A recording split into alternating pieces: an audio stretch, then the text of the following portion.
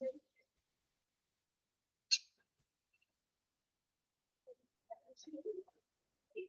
afternoon, all. Good afternoon, ma'am. Good afternoon, ma'am.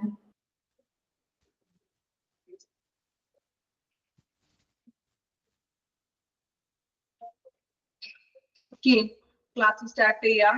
എല്ലാവരും ഫുഡൊക്കെ കഴിച്ചു വരാനായിട്ട് വെയിറ്റ് ചെയ്തിരിക്കുകയായിരുന്നു. കുറച്ചു നേരമായിട്ട് എല്ലാവരും കുറച്ചുപേരെങ്കിലും ക്ലാസ് സ്റ്റാർട്ട് ചെയ്യാൻ നോർത്താണ്. അല്ലെങ്കിൽ നമ്മള് വീണ്ടും ലേറ്റ് ആയി കയറുന്നവർക്കും ബുദ്ധിമുട്ടാകും. ഓക്കെ, ഏകദേശം ഇനി കുറച്ചു പേരും കൂടി വരാറുണ്ട് ക്ലാസ്സില്. ഓക്കെ, അപ്പൊ നമുക്ക് ക്ലാസ് സ്റ്റാർട്ട് ചെയ്യുന്നതാണ്.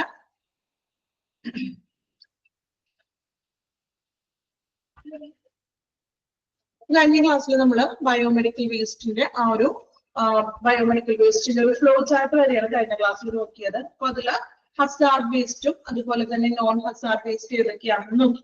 ഫ്ലോ ചാർട്ട് വരെ എല്ലാവരും വായിച്ചോ? ഒരു പ്രാവശ്യമെങ്കിലും വായിച്ചായിരുന്നു നിങ്ങൾ ക്ലാസ് കഴിഞ്ഞതിന് ശേഷം? മോക്ക് ടെസ്റ്റ് ഒക്കെ അറ്റൻഡ് ചെയ്തു, അതോടൊപ്പം വായിക്കുന്നുണ്ടോ? കറക്റ്റ് അതാത് എടുക്കുന്ന ദിവസങ്ങളിൽ കറക്റ്റ് ആയിട്ട് വായിച്ചു പോയാല് വലിയ ബുദ്ധിമുട്ടൊന്നും ഉണ്ടാവില്ല കേട്ടോ. റിവിഷൻ ചെയ്യുമ്പോൾ നിങ്ങൾക്ക് ഈസി ആയിട്ട് റിവിഷൻ ചെയ്ത് പോകാം.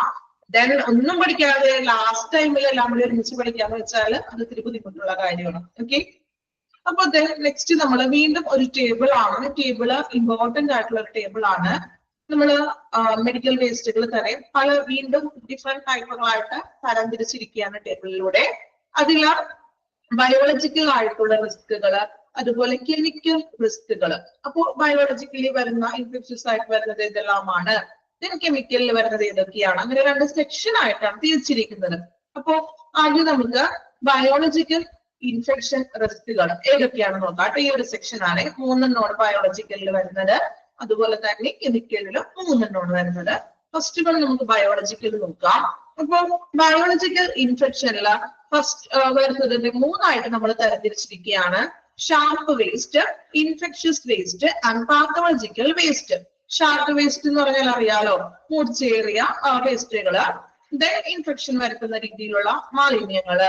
പാത്തോളജിക്കൽ വേസ്റ്റ്, രോഗകാരികൾ മീൻസ് രോഗങ്ങൾക്ക് വരുത്തുന്ന രീതിയിലുള്ള വേസ്റ്റുകൾ. ഓക്കെ, നോക്കാം.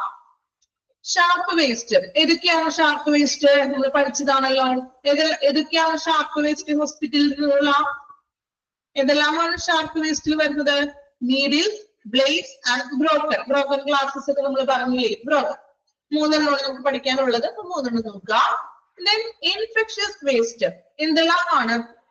ഇൻഫെക്ഷ്യസ് അണുനാശിനികളായിട്ടുള്ള അല്ലെങ്കിൽ നമുക്ക് ഇൻഫെക്ഷൻ വരാവുന്ന രീതിയിലുള്ള വേസ്റ്റുകൾ ഏതൊക്കെയാണെന്ന് നോക്കാം. വേസ്റ്റ് കണ്ടാമിനേറ്റഡ് വിത്ത് ബ്ലഡ്, അല്ലെ? ബ്ലഡ് മീൻസ് നമ്മൾ രക്തം ഇതായിട്ടുള്ള മീൻസ് നമ്മുടെ ഡ്രസ്സുകളാകാം, അല്ലെങ്കിൽ രക്തം പകർന്നിട്ടുള്ളത്, രക്തം കലർന്നിട്ടുള്ള നമ്മൾ ഉപയോഗിക്കുന്ന മറ്റു വസ്തുക്കളും എന്തെങ്കിലും ആകാം. കൾച്ചേഴ്സ് എന്തൊക്കെയാണ്? കൾച്ചേഴ്സ് എന്ന് പറയുന്നത് ലബോറട്ടറിയിൽ നമ്മൾ കൊടുക്കുന്ന സ്പെസിമെൻസുകൾ, അല്ലെ? യൂറിൻ ആകാം, അല്ലെങ്കിൽ യൂറിൻ, ബ്ലഡ്, അങ്ങനെയുള്ള കൾച്ചേഴ്സുകള്. മൂന്നാമതായിട്ട് പറയുന്നത് ഐസോലേഷൻ. എന്താ ഐസോലേഷൻ എന്ന് വെച്ചാല് മലയാളത്തിൽ എന്താ പറയാ? ഐസോലേഷൻ മീൻ മലയാളത്തിൽ എന്താ പറയാ ടേമിനെ? ഐസൊലേഷൻ ഇവിടെ ഒറ്റപ്പെടൽ. ഓക്കെ, എപ്പോഴാണ് നമ്മൾ ഈ ഐസൊലേഷൻ എന്നുള്ള ഒരു വാക്ക് കൂടുതലായിട്ട് അറിഞ്ഞു തുടങ്ങിയത്?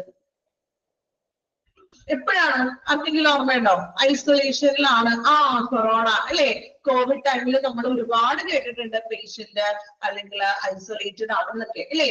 അപ്പോ എക്സാമ്പിൾ നമുക്ക് കോവിഡ് തന്നെ പറയാം. അതായത് ഇവിടെ പാത്തോളജിക്കൽ വേസ്റ്റ് ഇൻഫെക്ഷസ് വേസ്റ്റിന് ഐസൊലേഷൻ എന്ന് പറഞ്ഞിട്ടുണ്ട്. സോ ഐസൊലേഷൻ എന്നതുകൊണ്ട് ഇവിടെ ഉദ്ദേശിക്കുന്നത് നമ്മളിപ്പോ കോവിഡ് വന്നു. അപ്പൊ ഈ കോവിഡ് വന്ന പേഷ്യൻസിനെ നമ്മൾ ഐസൊലേറ്റഡ് ആയിട്ടാണ് പ്രവേശിച്ചത്. അവർക്ക് നമുക്ക് ട്രീറ്റ്മെന്റ്സ് ഒക്കെ കൊടുക്കുന്നത്. സോ അവരെ ഐസൊലേറ്റഡ് ആയിട്ടുള്ള പേഷ്യൻസ് എന്തുകൊണ്ടാണ് അവർ ഐസൊലേറ്റഡ് ആക്കിയത്? പേഷ്യന്റിനെ? റീസൺ ഉണ്ടോ അതിന്? എന്തുകൊണ്ടാണ് പേഷ്യന്റിനെ നമ്മൾ ഐസൊലേറ്റഡ് ആക്കിയത്? ഒരു റീസണും ഇല്ല. ഡിസീസസ് സ്പ്രെഡ് ആവാതിരിക്കാൻ വേണ്ടിയിട്ട്, അല്ലെ? മറ്റുള്ളവരിലേക്ക് അത് പകരാതിരിക്കാൻ വേണ്ടിയിട്ടാണ് നമ്മൾ ഐസൊലേറ്റ് ചെയ്യുന്നത്. സോ ഒരു കോവിഡ് ആണെങ്കിൽ ഐസൊലേറ്റ് ചെയ്ത പേഷ്യന്റ് ഉപയോഗിച്ചിട്ടുള്ള വസ്തുക്കൾ, അല്ലെ? ഇപ്പോ ബെഡ്ഷീറ്റ്, പില്ലോ കവർ, അല്ലെങ്കിൽ അവർ ഉപയോഗിച്ചത് ഡ്രസ്സ്, അങ്ങനെയുള്ള ഐറ്റംസിൽ നിന്നും എല്ലാം എന്ത് പറ്റുന്നു? ഇൻഫെക്ഷൻസ് സ്പ്രെഡ് ചെയ്യാൻ ചാൻസ് ഉണ്ട്. ഓക്കെ, അപ്പോ ഐസൊലേഷൻസിൽ ഉപയോഗിച്ചിരുന്ന പേഷ്യൻസ്, അതായത് ഐസൊലേറ്റഡ് ചെയ്തിരുന്ന പേഷ്യൻസ് ഉപയോഗിക്കുന്ന വസ്തുക്കൾ, ഓക്കെ, അതാണ് ഇവിടെ ഐസൊലേഷൻ എന്നതുകൊണ്ട് ഉദ്ദേശിക്കുന്നത്. ക്ലിയർ ആയോ ഐസൊലേഷൻ എന്താണെന്ന്? ഐസൊലേഷൻ എന്നൊക്കെ അതിൽ പറഞ്ഞിരിക്കുന്നത് മീൻസ് കോവിഡ് ഒക്കെ വരുന്നത് പോലെ നമ്മളെ പേഷ്യന്റിനെ ഐസൊലേഷൻ ചെയ്യുമ്പോൾ ആ പേഷ്യന്റ് ഉപയോഗിച്ചിരുന്ന വസ്തുക്കൾ അതൊക്കെ ഇൻഫെക്ഷൻ ആണ്. ഇപ്പൊ ഒരു കോവിഡ് വന്നൊരു പേഷ്യന്റ് ഉപയോഗിച്ചത് ആ ഒരു ടൈമില് നമ്മള് ഭയങ്കര എന്താ പറയാ അത്രയും കെയർഫുൾ ആയിട്ടാണ് നമ്മൾ ചെയ്തിരുന്നത്. പേഷ്യന്റിന് ട്രീറ്റ്മെന്റ് ചെയ്തിരുന്നതും ഇപ്പൊ നമ്മുടെ വീടുകളിൽ തന്നെയാണെങ്കിലും മാസ്ക് ഒക്കെ ധരിച്ച് വളരെ ശ്രദ്ധയോടുകൂടി തന്നെയാണ് അല്ലെ മറ്റൊരാൾക്ക് വരാൻ. പിന്നെ ഒരു വീട്ടിൽ വരുമ്പോൾ എല്ലാവർക്കും മിക്കവർക്കും വന്നിട്ടുണ്ട്, എങ്കിലും മാക്സിമം നമ്മൾ മറ്റുള്ള ആൾക്കാർ സ്പ്രെഡ് ആവാതിരിക്കാനായിട്ട് ഇപ്പൊ വീടും പരിസരമൊക്കെ ആണെങ്കിൽ നമ്മള് റൂംസും ഡോറൊക്കെ അടച്ചു കൂട്ടി അങ്ങനെയല്ലേ നമ്മൾ കെയർ ചെയ്തിരുന്നത് ആണോ? കോവിഡിന്റെ ആ ടൈമില് ശരിക്കും പറഞ്ഞാൽ നമ്മൾ വീട്ടിലായാലും ഹോസ്പിറ്റലിലായാലും എല്ലാവരും തന്നെ ഐസൊലേഷനിൽ തന്നെയായിരുന്നു. ഓക്കെ, മൂന്നാമതായിട്ട് പറയുന്നത് പാത്തോളജിക്കൽ വേസ്റ്റ് അല്ലെ. പാത്തോളജിക്കൽ രോഗകാരണികളായിട്ടുള്ള വേസ്റ്റുകൾ എന്തൊക്കെയാണെന്ന്? Body parts, human body parts, human tissues, animal carcasses. എന്താ അനിമൽ കാർക്കേസസ് എന്ന് വെച്ചാല് മൃതശരീരങ്ങൾ അല്ലെ, അതായത് ജീവജാലങ്ങളുടെ മറ്റും ജീർണിച്ചിട്ടുള്ളതുമായിട്ടുള്ള മൃതശരീരങ്ങൾ. ഓക്കെ, അപ്പോ ബയോളജിക്കൽ ഇൻഫെക്ഷൻസിൽ വരുന്നത് 3 വിഭാഗമാണ്. ഷാർപ്പ് വേസ്റ്റുകള്, ഇൻഫെക്ഷൻ ആയിട്ടുള്ള വേസ്റ്റുകള്, പാത്തോളജിക്കൽ വേസ്റ്റ്. ഇമ്പോർട്ടന്റ് ആണ്. ഓരോ വേസ്റ്റിലും എന്തെല്ലാമാണ് ഇൻക്ലൂഡ് ചെയ്യുന്നത് പ്രത്യേകം പഠിക്കണം. ഷാർപ്പ് വേസ്റ്റ് ഇൻക്ലൂഡ് ചെയ്യുന്നത് എന്തെല്ലാമാണ്, അതുപോലെ ഇൻഫെക്ഷസ് വേസ്റ്റില് എന്തെല്ലാം വേസ്റ്റുകൾ ഉൾപ്പെടുന്നു, പാത്തോളജിക്കൽ വേസ്റ്റിൽ ഉൾപ്പെടുന്നത് എന്തെല്ലാം കാര്യങ്ങളാണ്. ഓക്കെ, വായിച്ചു നോക്കാം. 3 പ്രാവശ്യം വായിക്കണം. ഫസ്റ്റ് സെക്ഷൻ മാത്രമാണ് നമ്മൾ എടുത്തത്, ബയോളജിക്കൽ. ഓക്കെ, 3 പ്രാവശ്യം വായിക്കുമ്പോൾ തന്നെ മാക്സിമം പഠിച്ചും കൂടി എടുക്കാം. ഓക്കെ, വായിച്ചോളൂ. ബ്രോക്കൺ എന്ന് വെച്ചിട്ടുണ്ടെങ്കിൽ എന്താണ്? ഇപ്പൊ പൊട്ടിച്ചിതറി ഇപ്പൊ ഗ്ലാസുകളാകാം, അങ്ങനെ ഇങ്ങനത്തെ പീസുകൾ മീൻസ് നമുക്ക് മുറിവൊക്കെ വരാൻ ചാൻസ് ഉള്ളത്, ഷാർപ്പായിട്ടുള്ളത്, മൂർച്ചയേറിയ എന്തെങ്കിലും ഗ്ലാസുകളോ അങ്ങനെ ഐറ്റംസുകൾ മീൻസ് ഗ്ലാസ് നമ്മൾ കൈകൾ മുറിയാനും ഇഞ്ചുറീസ് ഒക്കെ സംഭവിക്കാൻ സാധ്യതയുള്ള വേസ്റ്റുകൾ. ഓക്കെ,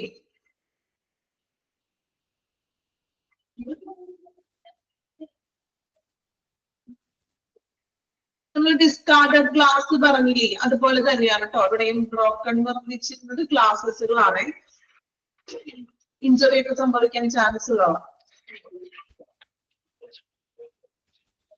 വായിച്ചു നോക്കാം. 3 പ്രാവശ്യം വായിക്കണം. 3 പ്രാവശ്യം വായിക്കുമ്പോൾ നിങ്ങൾ പഠിക്കണം. പഠിക്കാൻ വേണ്ടിയിട്ടാണ് ഞാൻ 3 പ്രാവശ്യം വായിക്കാൻ പറയുന്നത്. ഓക്കെ,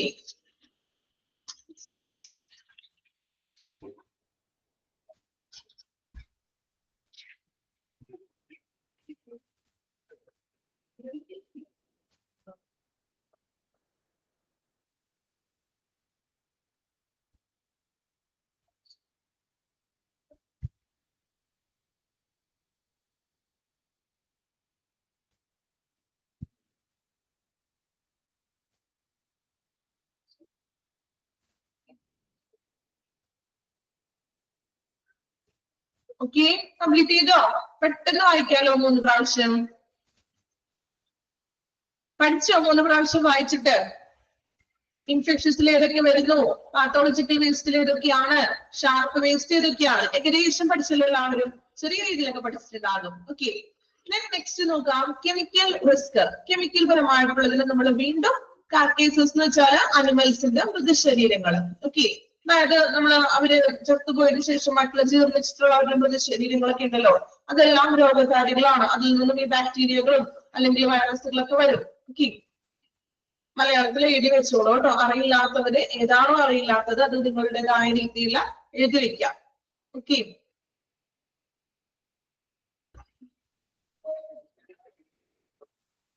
നെക്സ്റ്റ് നോക്കാം. Chemical risk. കെമിക്കൽ റിസ്കിനകത്തും നമ്മൾ വീണ്ടും 3 ആയിട്ട് തരംതിരിച്ചിരിക്കുകയാണ്. Pharmaceutical, chemical waste and radioactive waste. നോക്കാം. ഫാർമസ്യൂട്ടിക്കൽ വേസ്റ്റ്, ഫാർമസിയിൽ നിന്നുള്ള വേസ്റ്റ് എന്ന് പറയുമ്പോൾ എന്തെല്ലാമാണ് ഫാർമസിയിൽ നിന്നുള്ള വേസ്റ്റുകൾ? ടേബിൾ നോക്കാതെ തന്നെ പറയാൻ പറ്റുമല്ലോ, നമുക്കത് പഠിക്കേണ്ട ആവശ്യമുണ്ടോ? ഏതൊക്കെയാണ് ഫാർമസിയിലെ വേസ്റ്റുകൾ? മെഡിസിൻസ്. എങ്ങനെയുള്ള മെഡിസിൻസ്? എക്സ്പയറി ഡേറ്റ് കഴിഞ്ഞിട്ടുള്ള പഴയ മെഡിസിൻസ് അല്ലെ, ഉപയോഗശൂന്യം ആയിട്ടുള്ള മെഡിസിൻസുകൾ. വേറെന്തെല്ലാമാണ്?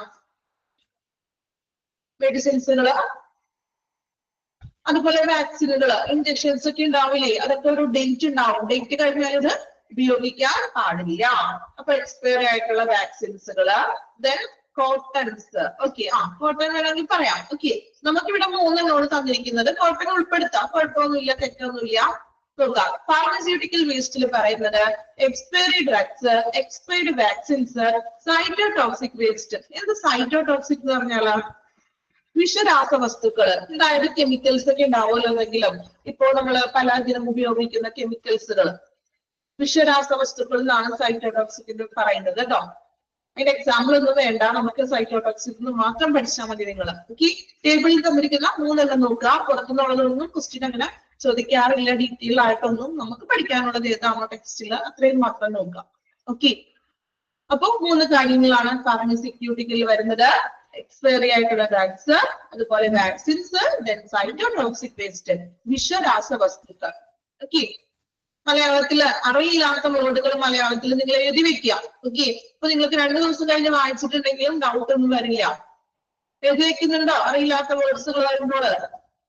എപ്പോഴും പറയാറുണ്ട് ക്ലാസ്സിൽ അറിയില്ലാത്തത് എഴുതി പോകാം. Okay, then chemical waste. Chemical toxicity എന്ന് പറഞ്ഞിട്ടുണ്ടെങ്കിൽ എന്താണ്? വിഷാംശം എന്നുള്ളൊരു മീനിങ് തന്നെയാണ്. ഓക്കെ, കെമിക്കൽ വേസ്റ്റ്, രാസപരമായിട്ടുള്ള വേസ്റ്റുകൾ എന്തൊക്കെയാണെന്ന്.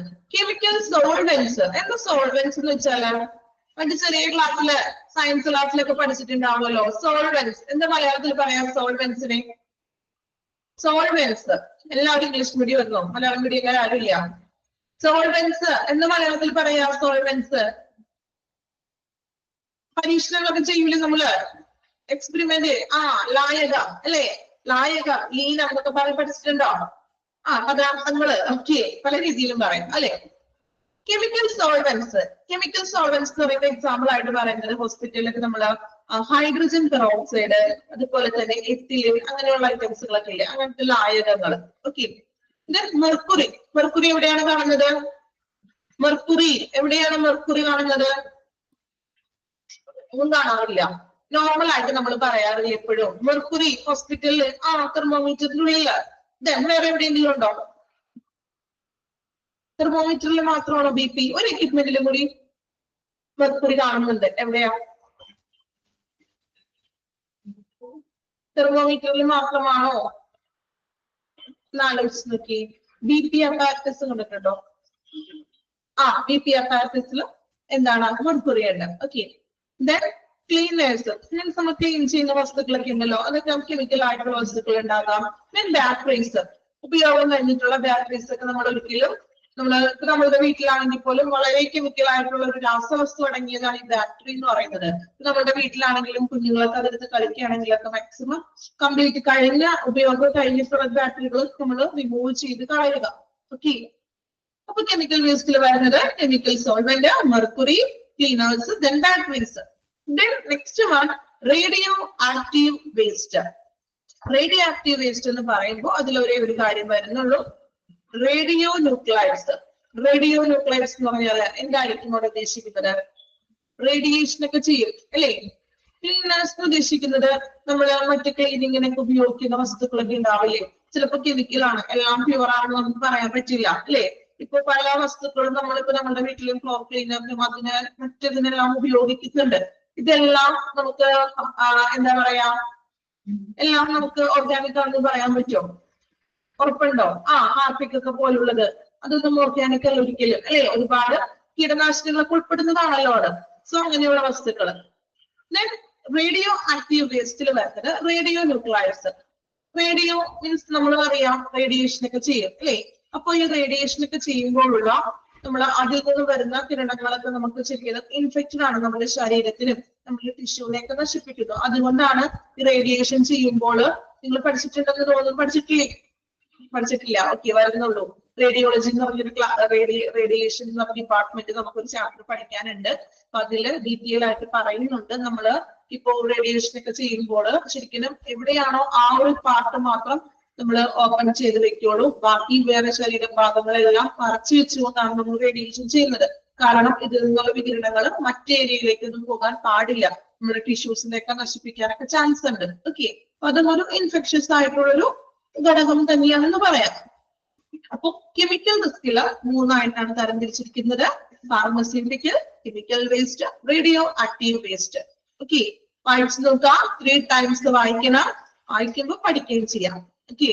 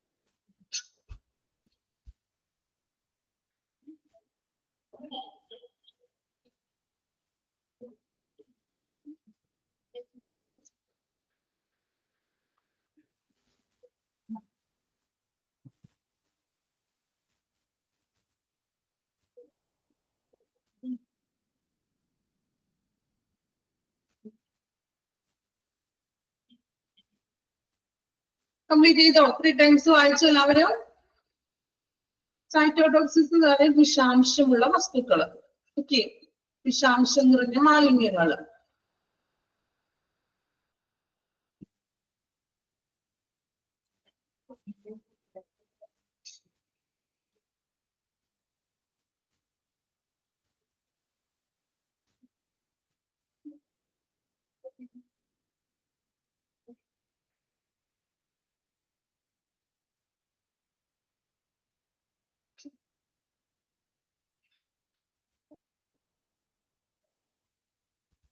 ഓക്കെ, നെക്സ്റ്റ് വൺ നോക്കാം. Biomedical waste management rules 1998. Okay, അപ്പോ ബയോമെഡിക്കൽ വേസ്റ്റ് മാനേജ്മെന്റ് റൂൾ നിലവിൽ വന്നത് 1998-ലാണ്. ഓക്കെ, ഇയർ നോക്കി വെക്കുക, ഒന്ന് റൗണ്ട് ചെയ്ത് വെക്കുക കേട്ടോ. ഐസൊലേഷൻ എന്ന് വെച്ചാല് ഐസൊലേഷൻ ആക്കാന്ന് വെച്ചാൽ എന്താണ്? ഇതുപോലെയുള്ള ഇപ്പൊ കോവിഡ് ഒരു എക്സാമ്പിൾ നമുക്ക് പറയാം. അതുപോലെ തന്നെ മറ്റ് അസുഖങ്ങൾ, അതായത് പെട്ടെന്ന് മനുഷ്യരിലേക്ക് പകരുന്ന തരത്തിലുള്ള അസുഖങ്ങൾ വരുമ്പോഴാണ് നമ്മൾ ആ പേഷ്യന്റിനെ ഐസൊലേഷൻ ചെയ്യുന്നത്. സോ ഐസൊലേഷൻ ചെയ്യുന്നതെന്ന് വെച്ചിട്ടുണ്ടെങ്കിൽ മറ്റുള്ളവരിൽ നിന്നും സമ്പർക്കം ഒഴിവാക്കാൻ വേണ്ടിയിട്ടാണ് നമ്മൾ എന്ത് ചെയ്യുന്നത്? പേഷ്യന്റിനെ ഐസൊലേറ്റ് ചെയ്യുന്നത്. സോ അവരുപയോഗിക്കുന്ന വസ്തുക്കൾ അല്ലെ, ഇപ്പോ അതുപോലെ തന്നെ ഇപ്പോ കോവിഡ്, അതുപോലെ ചിക്കൻ ബോക്സ് ഒക്കെ വരുമ്പോൾ നിങ്ങൾക്ക് അറിയാലോ എങ്ങനെയാണ് ഒരു റൂമില് ആ ഒരു പേഷ്യന്റിനെ നമ്മൾ ഒറ്റയ്ക്കല്ലേ ഐസൊലേറ്റ് അല്ലേ ചെയ്യുന്നത്? ആണോ? അപ്പോ അവരുപയോഗിക്കുന്ന വസ്തുക്കൾ നമ്മൾ വേറെ ഉപയോഗിക്കാറുണ്ടോ? ഉണ്ടോ? അപ്പൊ അങ്ങനെയുള്ള അസുഖങ്ങൾ, അതായത് സ്പ്രെഡ് ചെയ്യുന്നത്, പെട്ടെന്ന് തന്നെ മറ്റുള്ളവരിലേക്ക് എത്തുന്ന സ്പ്രെഡ് ചെയ്യുന്ന അസുഖങ്ങൾ വരുമ്പോഴാണ് നമ്മൾ ഐസൊലേഷനിൽ എത്തുന്നത്. സോ ഐസൊലേഷനിലായിട്ടുള്ള പേഷ്യൻസ് ഉപയോഗിക്കുന്ന വസ്തുക്കൾ ഇൻഫെക്റ്റഡ് ആണ്. അതിലൂടെ മറ്റുള്ളവർക്കും എന്താണ്? രോഗം സ്പ്രെഡ് ചെയ്യാൻ ചാൻസ് ഉണ്ട്, സാധ്യത കൂടുതലാണ്. ക്ലിയർ ആയോ?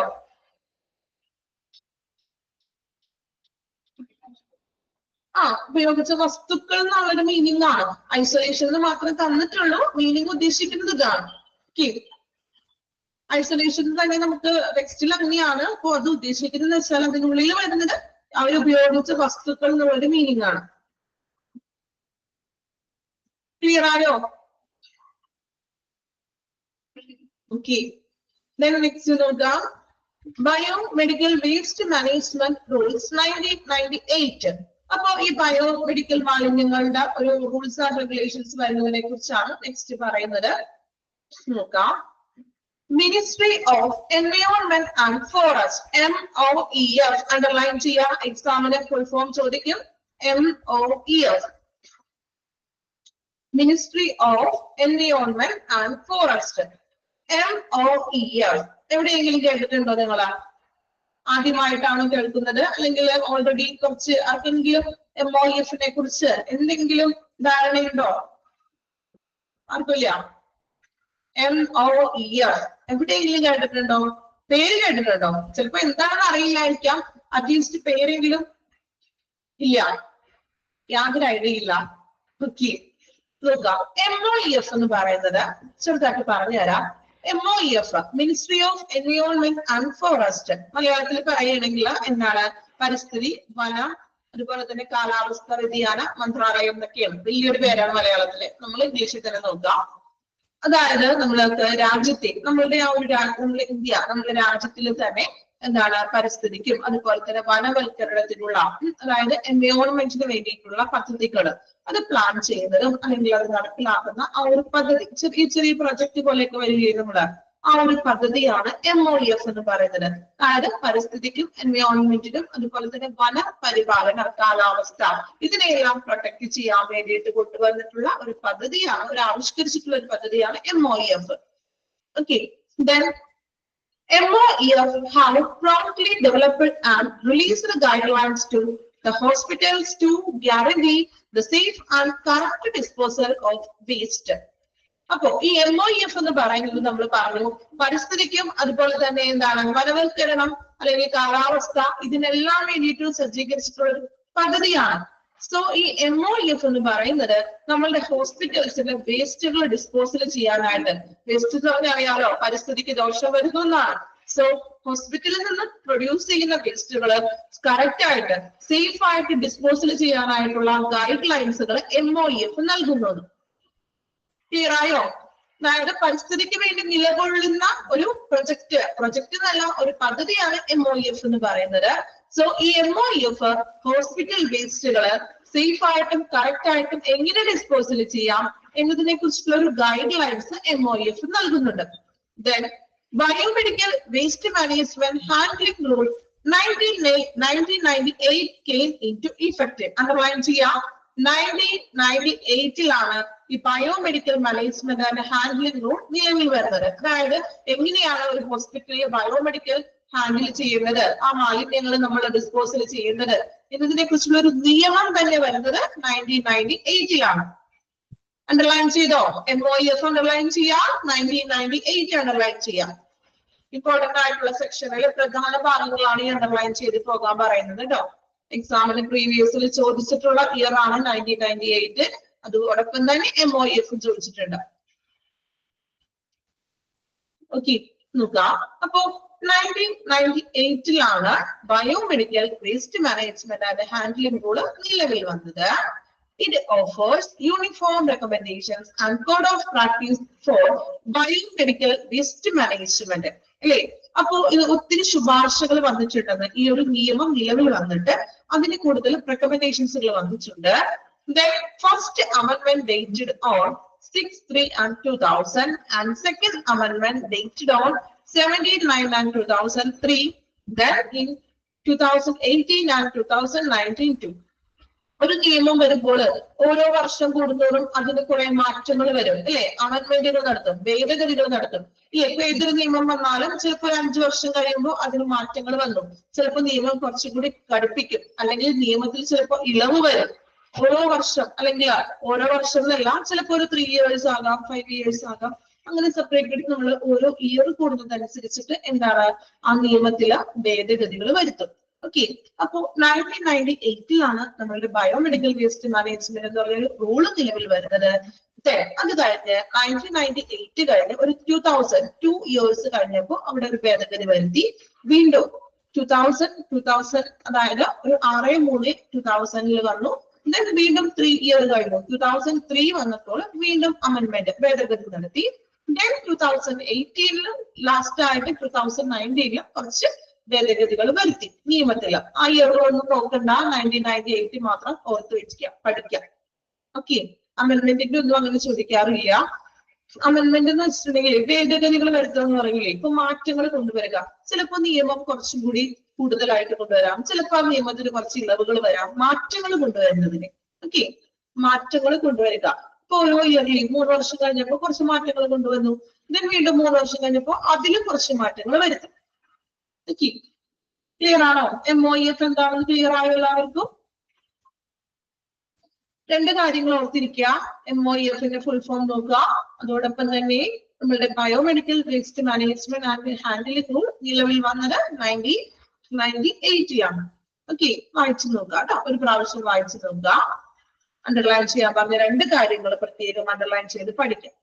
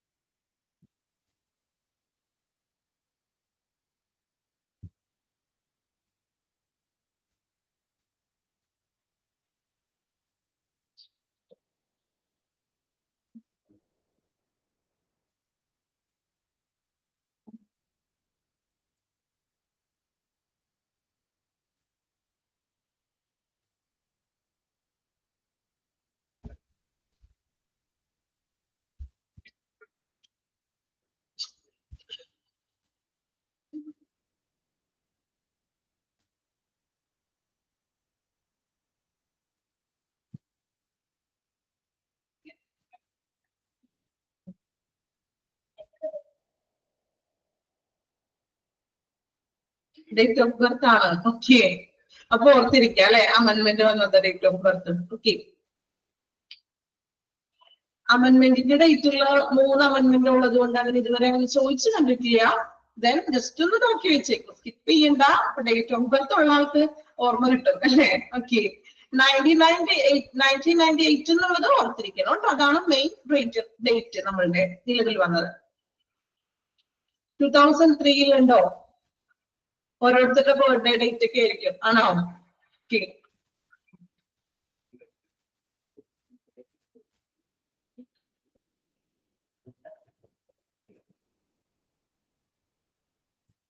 കംപ്ലീറ്റ് ചെയ്തില്ലേ? വായിച്ചോ പാരഗ്രാഫ്?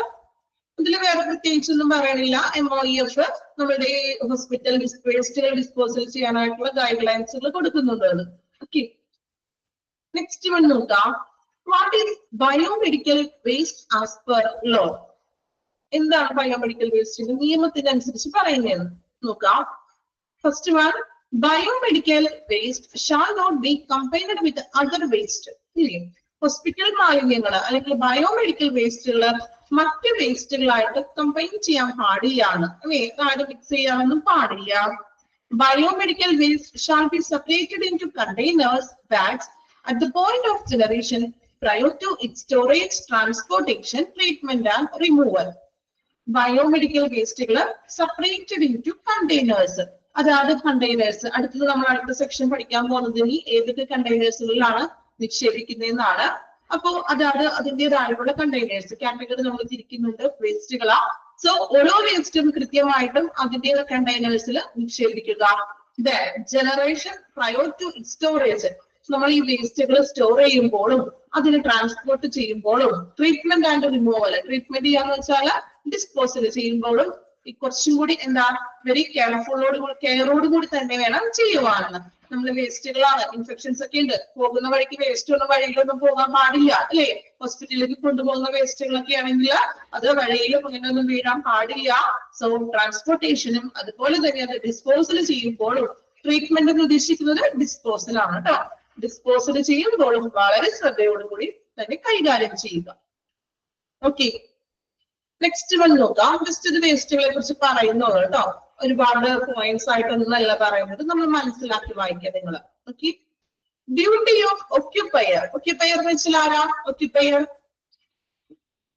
സ്റ്റാഫ് അല്ലെ, അതായത് തൊഴിലാളികള്, വേസ്റ്റ് എടുക്കുന്ന തൊഴിലാളികള്. നോക്കാം. It shall be the duty of each occupant of a facility producing biomedical waste which comprises a hospital. Underline ചെയ്യാട്ടോ.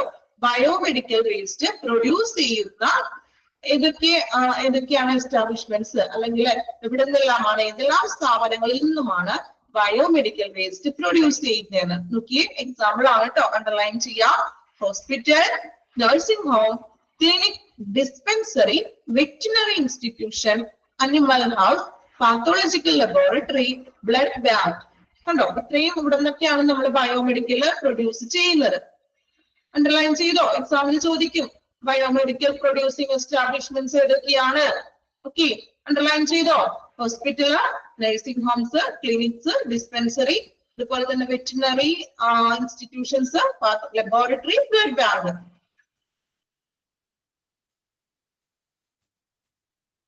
അണ്ടർലൈൻ ചെയ്തോ എക്സാമ്പിൾസ്?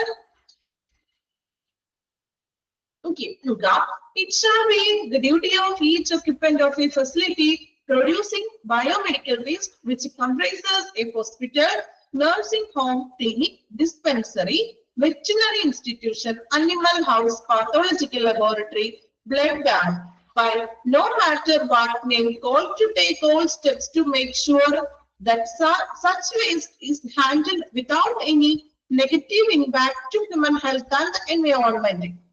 എന്താണ് പറയുന്നത്? അതായത് ജൈവ മാലിന്യങ്ങൾ പ്രൊഡ്യൂസ് ചെയ്യുന്ന ഈ സ്ഥാപനങ്ങൾ നമ്മൾ പറഞ്ഞില്ലേ, ഹോസ്പിറ്റൽ ആകാം, clinics, veterinary, pathological laboratory, blood bank തുടങ്ങിയ സ്ഥാപനങ്ങളിൽ നിന്നും ഈ മാലിന്യങ്ങൾ നമ്മൾ ശേഖരിക്കുമ്പോഴും അത് ഡിസ്പോസലൊക്കെ ചെയ്യുമ്പോഴും, അവിടെയുള്ള ജീവനക്കാരാണല്ലോ ഇത് ചെയ്യുന്നത്, ഒക്യുപ്പയർ. സോ ഇതിന് നമ്മൾ ഡിസ്പോസലൊക്കെ ചെയ്യുമ്പോഴും അത് എൻവയോൺമെന്റിനും അതുപോലെ തന്നെ ഹ്യൂമനും നെഗറ്റീവ് ഇമ്പാക്ട് ഉണ്ടാക്കാൻ പാടില്ല. നെഗറ്റീവ് ഇമ്പാക്ട് ഉണ്ടാക്കാന്ന് വെച്ചാൽ എന്താ? നെഗറ്റീവ് ഇമ്പാക്ട് എന്തുദ്ദേശിക്കുന്നത്? നെഗറ്റീവ് ഇമ്പാക്ട് എന്ന് പറയുമ്പോൾ മനുഷ്യനും അതുപോലെ തന്നെ എൻവയോൺമെന്റിനും അന്തരീക്ഷത്തിനും ദോഷകരമല്ലാത്ത രീതിയിൽ വേണം കൈകാര്യം ചെയ്യുവാൻ, അല്ലേ? അതായത് മനുഷ്യനും അതുപോലെ തന്നെയല്ലേ മൃഗങ്ങളും, അനിമൽസും, ഹ്യൂമനും, നമ്മുടെ പ്രകൃതിയും. സോ ഇവയ്ക്കൊന്നും ദോഷകരമല്ലാത്ത രീതിയിൽ വേണം അതിനെ ഹാൻഡിൽ ചെയ്യാൻ. ഹാൻഡിൽ ചെയ്യാന്ന് വെച്ചാൽ അതിന്റെ ഡിസ്പോസലൊക്കെ ചെയ്യുന്ന രീതിയും ഇത്രയും ശ്രദ്ധയോടുകൂടി തന്നെ ഉണ്ടായിരിക്കണം. സോ ദോഷകരമല്ലാത്ത രീതിയിൽ അതിനെ കൈകാര്യം ചെയ്യാനായിട്ടുള്ള നടപടികൾ ഒക്യുപ്പയർ എന്ത് ചെയ്യുക? സ്വീകരിക്കുക. വായിച്ചു നോക്കി, ഡ്യൂട്ടി ഓഫ് ഒക്യുപ്പയർ വായിക്കുക. അതിന് മുമ്പത്തെ നമ്മൾ ഈ 2 പോയിന്റ് കൂടി വായിക്കാം. ഇത്രയും ഭാഗം ഒന്ന് വായിക്കുക. അടയാളപ്പെടുത്തേണ്ട ഭാഗം ഞാൻ പറഞ്ഞു, എക്സാമ്പിൾസ് ആണ്, പ്രത്യേകം അടയാളപ്പെടുത്താം. ഒന്ന് വായിച്ചു നോക്കുക. വായിച്ചു നോക്കിയാൽ മനസ്സിലാക്കാവുന്നതേ ഉള്ളൂ. ഒറ്റ വായിക്കൽ നിങ്ങൾക്ക് ക്ലിയർ ആവും. അത്ര വലിയ ബുദ്ധിമുട്ടുള്ള ടേംസും കാര്യങ്ങളൊന്നും ഇല്ല. ഓക്കെ,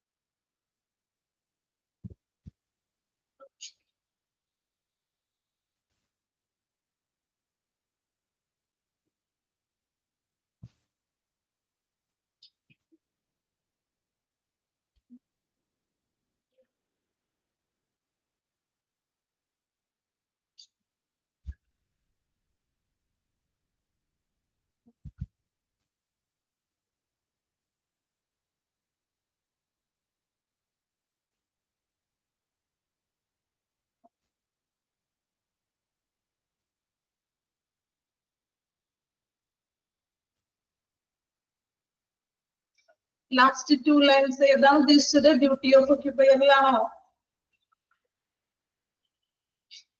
ഡ്യൂട്ടി ഓഫ് ഒക്യുപ്പയറിൽ പറയുന്നത്, അതായത് ഒക്യുപ്പയർ എന്ന് വെച്ചിട്ടുണ്ടെങ്കിൽ ആരാണ്? ഒക്യുപ്പയർ എന്ന് പറഞ്ഞാൽ ആ ബയോമെഡിക്കൽ വേസ്റ്റുകൾ കൈകാര്യം ചെയ്യുന്ന സ്റ്റാഫിനോട് ഒക്യുപ്പയർ എന്ന് ഉദ്ദേശിക്കുന്നത്. അതെടുക്കുന്ന ജോലിക്കാര്, മീൻസ് വേസ്റ്റ് ഹാൻഡിൽ ചെയ്യുന്ന ജോലിക്കാര്. സോ അവര് ഹോസ്പിറ്റലിൽ നിന്നും അതുപോലെയുള്ള ഈ മെഡിക്കൽ വേസ്റ്റ് പ്രൊഡ്യൂസ് ചെയ്യുന്ന ഏരിയകൾ, അതായത് നഴ്സിംഗ് ഹോമിൽ നിന്നാവാം, ക്ലിനിക്സിൽ നിന്നാവാം, ഡിസ്പെൻസറിയിൽ നിന്നാവാം, ഇവിടെ നിന്നെല്ലാം വേസ്റ്റ് കളക്ട് ചെയ്യുന്നു.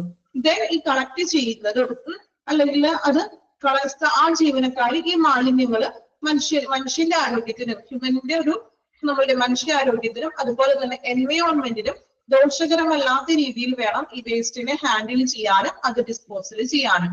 ആ ഒരു കാര്യം മാത്രം പറയുന്നത് അവിടെ പാരഗ്രാഫ് ആയിട്ട് തന്നിരിക്കുന്നു എന്ന് മാത്രം. ഓക്കെ, അവരത് ഹാൻഡിൽ ചെയ്യുമ്പോൾ അത് പ്രകൃതിക്കും അതുപോലെ തന്നെ മനുഷ്യനും ദോഷകരമല്ലാത്ത രീതിയിൽ വേണം ഹാൻഡിൽ ചെയ്യാന്ന്. ഹാൻഡിൽ ചെയ്യാന്ന് വെച്ചാൽ എന്താണ്? ഇപ്പൊ ട്രാൻസ്പോർട്ടേഷന് വണ്ടിയിൽ കയറ്റി കൊണ്ടുപോകുമ്പോഴും അതുപോലെ തന്നെ ഡിസ്പോസൽ ചെയ്യാനും അവിടെയിട്ട് കത്തിച്ചു കളയാനും അങ്ങനെയൊന്നും പാടില്ല. ഓക്കെ, മനുഷ്യന് ദോഷകരമാകുന്ന രീതിയിൽ ചെയ്യാൻ പാടില്ല. ക്ലിയർ ആയോ? ഒറ്റ ഒരു കാര്യം മാത്രമാണ് പറയുന്നുള്ളൂ, സേഫ് ആയിട്ട് ഡിസ്പോസൽ ചെയ്യാം.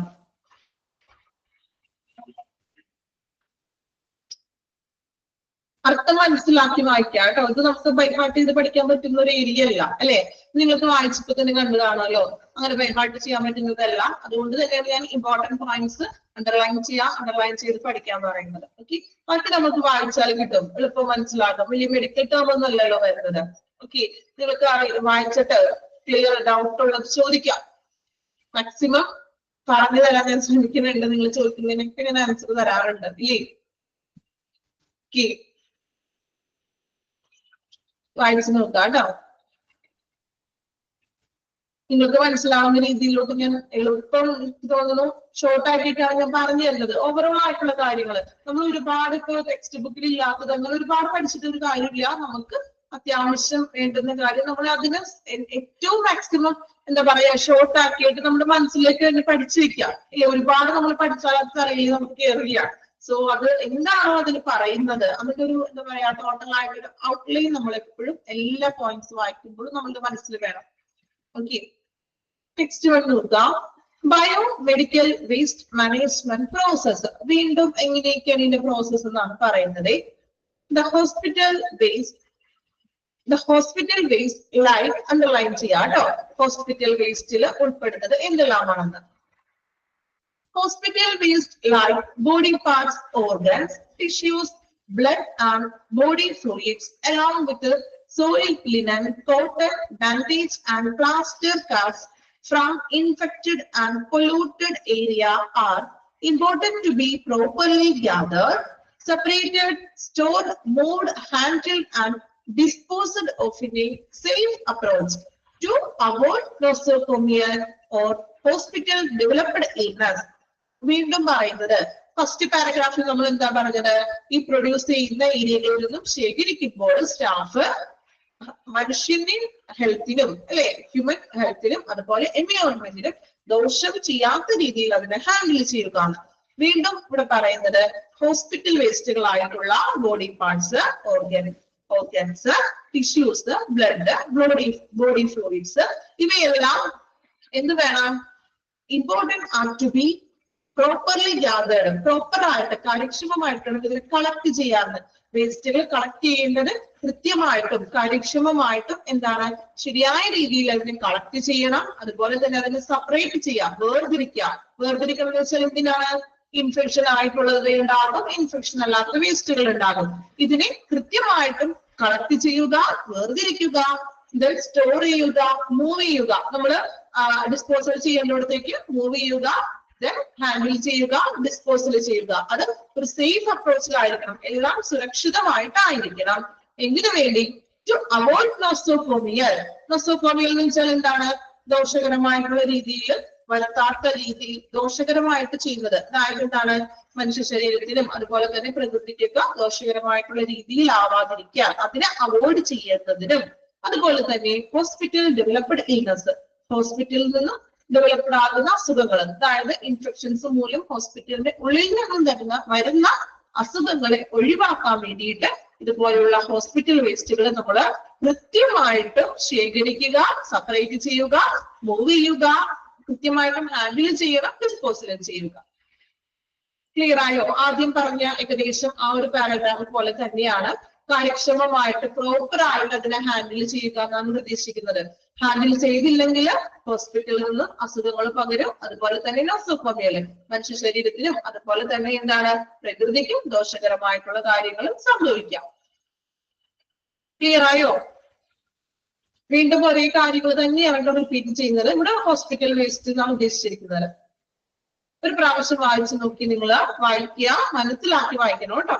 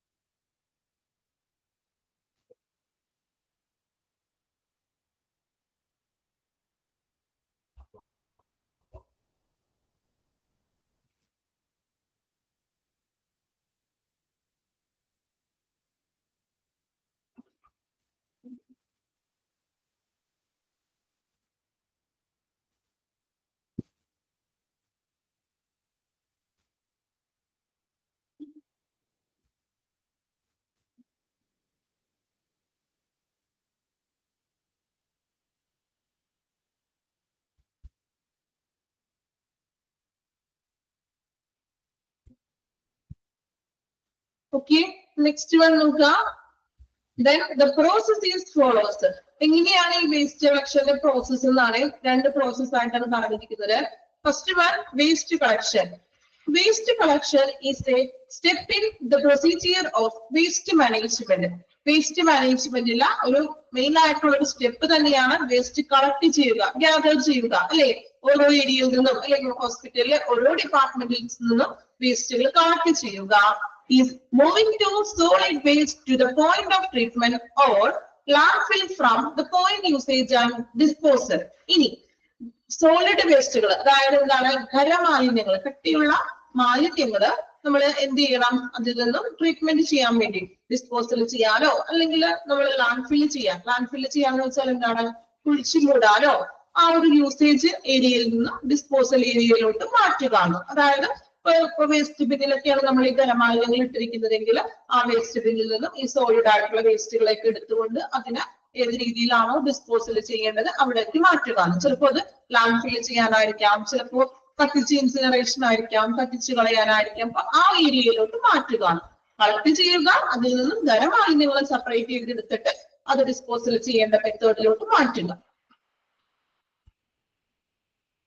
Second one സെഗ്രേഷൻ. സെഗ്രേഷൻ എന്ന് വെച്ചാൽ എന്താ മീനിങ്? മലയാളത്തിൽ എന്താ പറയാം?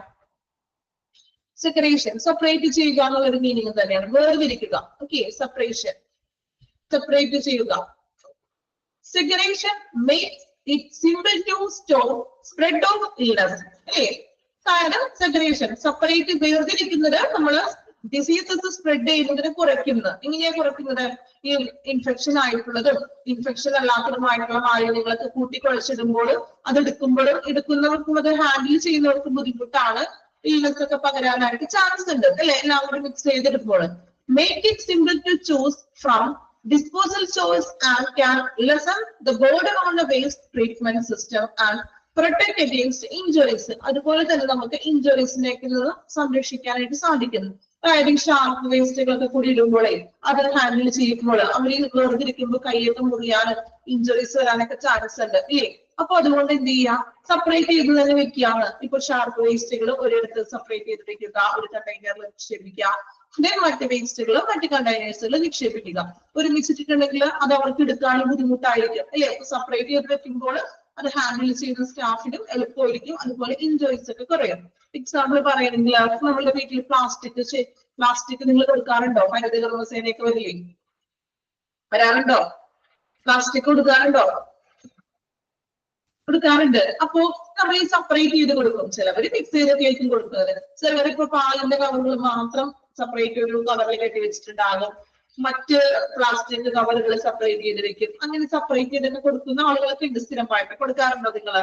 അല്ലെങ്കിൽ എന്ത് ചെയ്യും? ഒരുമിച്ചായിരിക്കും കൊടുക്കുന്നത്. പക്ഷെ നമ്മൾ കൊടുത്തു കഴിയുമ്പോൾ അവരത് എന്ത് ചെയ്യും? ഒന്ന് തരം തിരിച്ചൊക്കെ മാറ്റിയിട്ടൊക്കെ അവര് വീണ്ടും സെപ്പറേറ്റ് ചെയ്യും. അവരുടെ ചാക്കിലോട്ട് ആക്കുമ്പോൾ എന്ത് ചെയ്യും? ഈ വേസ്റ്റുകളെല്ലാം കൂടി കൊട്ടിക്കൊടഞ്ഞിട്ടിട്ട് അവർ ഈ കവറുകൾ മാത്രം, അല്ലെങ്കിൽ കളറായിട്ടുള്ള കവറുകൾ വേറെ അവര് വേർതിരിച്ചെടുക്കും. കണ്ടിട്ടുണ്ടോ? ശ്രദ്ധിച്ചിട്ടുണ്ടോ? ശ്രദ്ധിക്കാറുണ്ടോ ഇങ്ങനെ ചെയ്യുന്നത്? അവര് വേർതിരിച്ചെടുക്കും അവര്, അല്ലെ? അപ്പൊ അവർക്ക് ബുദ്ധിമുട്ടല്ല, അവര് വേർതിരിച്ചെടുക്കുന്നതാണ്. അപ്പൊ നമ്മള് ഓൾറെഡി ഒരു വേർതിരിച്ചാണ് കൊടുക്കുന്നതെങ്കിൽ നമുക്ക് അത്ര ബുദ്ധിമുട്ടുണ്ടാവില്ല. ഇവിടെ പറയുന്നത് ഹോസ്പിറ്റൽ വേസ്റ്റുകളും അവര് ഹാൻഡിൽ ചെയ്യുന്ന ആളുകൾ ഉണ്ടാവുമല്ലോ. അപ്പൊ അവർക്ക് ഇത് പ്രോസസ്സ് എടുക്കുമ്പോൾ ഗ്ലൗസ് ഒക്കെ ഇട്ടിട്ടുണ്ടാകും അവര്. എങ്കിലും ഇങ്ങനെയുള്ള ഷാർപ്പ് നീഡിൽസോ അങ്ങനെയുള്ള ഷാർപ്പ് വേസ്റ്റുകളൊക്കെ എടുക്കുമ്പോൾ കൈയൊക്കെ മുറിയാനൊക്കെ ചാൻസ് ഉണ്ട്. അപ്പൊ അതുകൊണ്ട് എന്ത് ചെയ്യാം? സെപ്പറേറ്റ് ചെയ്തിട്ട് ഇടുകയാണ്. ക്ലിയർ ആയപ്പോ? ഇടയ്ക്ക് നമ്മൾ എക്സാമ്പിൾ ഒക്കെ പറയണോ, അല്ലെ? നമ്മുടെ ജീവിതത്തിൽ ഭാഗമായിട്ടുള്ള എക്സാമ്പിൾസ് ഒക്കെ പറയുമ്പോ അങ്ങനെ പറയുമ്പോഴല്ലേ നിങ്ങൾക്ക് കുറച്ചും കൂടി കാര്യങ്ങൾ കുറച്ചും ക്യാച്ച് ചെയ്യാൻ പറ്റുന്നത്? ആണോ? റെസ്പോൺസ് ഒന്നും ഇല്ലല്ലോ. എല്ലാവരും ഉറക്കത്തിലാണോ? ബോളുണ്ടോ? ക്ലാസ് ബോൾ അടിക്കുന്നുണ്ടോ? ബയോമെഡിക്കൽ വേസ്റ്റ് ആണ്, ഇച്ചിരി ബോളിങ്ങൊക്കെയുള്ള ചാപ്റ്റർ ആണ്. അല്ലാതെ ഞാൻ പറയണില്ല. അത്യാവശ്യം ഫുഡൊക്കെ കഴിച്ച് നല്ല ഉറക്കമൊക്കെ വരുന്ന ടൈമാണ്, അല്ലെ? ഇതിനകത്ത് എത്ര പേര് ഉറങ്ങുന്നുണ്ടെന്ന് എനിക്കറിയാം. ഉറങ്ങുന്നുണ്ടോ ആരെങ്കിലും? ഉറങ്ങുന്നുണ്ടെങ്കിൽ ഇടയ്ക്കൊന്ന് എണീക്കാം. ഓക്കെ, ഉറങ്ങിപ്പോയോ? ഇല്ല, എല്ലാവരും ക്ലാസ്സിൽ ആക്റ്റീവായിട്ട് തന്നെയാണ് ഇരിക്കുന്നത്. ഓക്കെ, അതുകൊണ്ട് ക്ലാസ് ഓക്കെ ആണോ? മനസ്സിലാവുന്നുണ്ടോ? ക്ലിയർ ആണോ? ഓക്കെ, ഇടയ്ക്ക് നിങ്ങളോട് ചോദിക്കണമല്ലോ. അപ്പോ സ്പീഡ് ഓക്കെ ആണല്ലോ? ഒരുപാട് സ്ലോവിൽ എടുത്തിട്ടുണ്ടെങ്കിൽ ഉറക്കം വന്നിരുന്ന സമയമല്ലേ? അപ്പോൾ എല്ലാവർക്കും ഉറങ്ങിപ്പോകും. അതുകൊണ്ടാണ് ഇച്ചിരി ഒച്ചയിലൊക്കെ എടുക്കുന്നത് അങ്ങനെ. ഓക്കെ, കുറച്ച് സ്പീഡില്ല സ്പീഡ്, അത്ര സ്പീഡല്ല, എന്റെ ഒരു സ്പീഡ് ഇങ്ങനെയാണ് കേട്ടോ. നോർമൽ സംസാരിക്കുന്നതും സ്ലാങ് ഇങ്ങനെ തന്നെയാണ്. ഓരോരുത്തർക്കും പല പല സ്ലാങ് ആണെന്ന് പറയുമല്ലോ. ഓക്കെ അല്ലെ? ഇപ്പോ നിങ്ങളുടെ ഓരോരുത്തരുടെ സംസാരം പോലെ ആയിരിക്കില്ല. ഓരോ ടീച്ചേഴ്സിനും അവരുടേതായിട്ടുള്ള ഒരു ടീച്ചിങ് സ്റ്റൈൽ ഉണ്ട്. ഓക്കെ, ഞാൻ എന്റെ ഒരു നോർമൽ സ്പീഡ് ഇങ്ങനെ തന്നെയാണ്. അതിലും നോർമലിലേക്ക് താഴേക്ക് പോയിട്ടുണ്ടെങ്കിൽ നിങ്ങൾക്ക് ചില ചാപ്റ്റേഴ്സ് അങ്ങനെയാണ്. ചില ചാപ്റ്റേഴ്സ് നമുക്ക് ഭയങ്കര ആക്റ്റീവോടും ഇരിക്കാൻ തോന്നും. ചില ചാപ്റ്റേഴ്സ് അയ്യോ ടീച്ചർ വേസ്റ്റ് വന്നിട്ടുണ്ടല്ലോ എന്ന് വിചാരിച്ച് ഇരിക്കുന്ന ആളുകൾ ഉണ്ടാകും. ഉണ്ടോ? ഓക്കെ, വായിച്ചു നോക്കിക്കോളൂ. ബയോമെഡിക്കൽ വേസ്റ്റ് മാനേജ്മെന്റ് പ്രോസസ് പറ്റുന്നുണ്ട്. ഓക്കെ, ഓക്കെ, അത് ചെയ്യാൻ വേണ്ടിയിട്ടാണ് ഇടയ്ക്കിടയ്ക്ക് എന്തെങ്കിലും എക്സാമ്പിൾ ഒക്കെ പറയുന്നത്. മാക്സിമം എനിക്ക് എപ്പോ എന്റെ മൈൻഡിൽ വരുന്ന എക്സാമ്പിൾ ഒക്കെ ഞാൻ നിങ്ങൾക്ക് പറഞ്ഞു തരാറുണ്ട്. ഓക്കെ, വായിച്ചു നോക്കിക്കോളൂ. Biomedical waste management process, 2 process കൂടി ചേർത്ത് വായിക്കണം കേട്ടോ.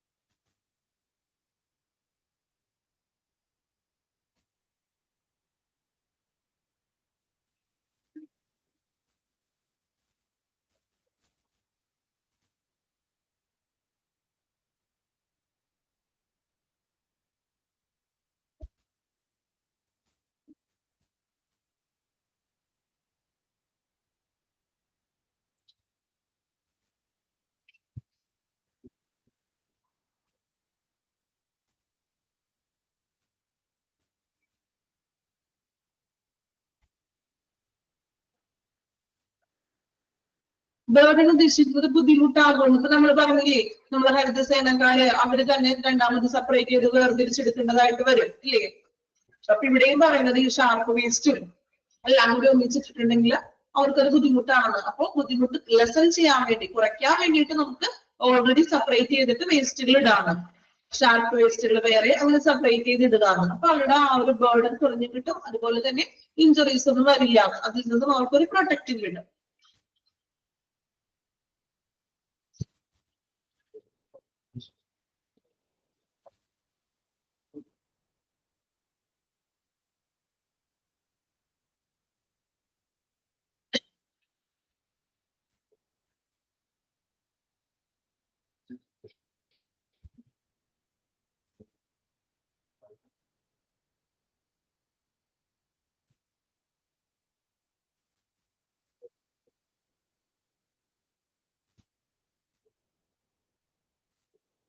കംപ്ലീറ്റ് ചെയ്തോ? വായിച്ചെല്ലാവരും?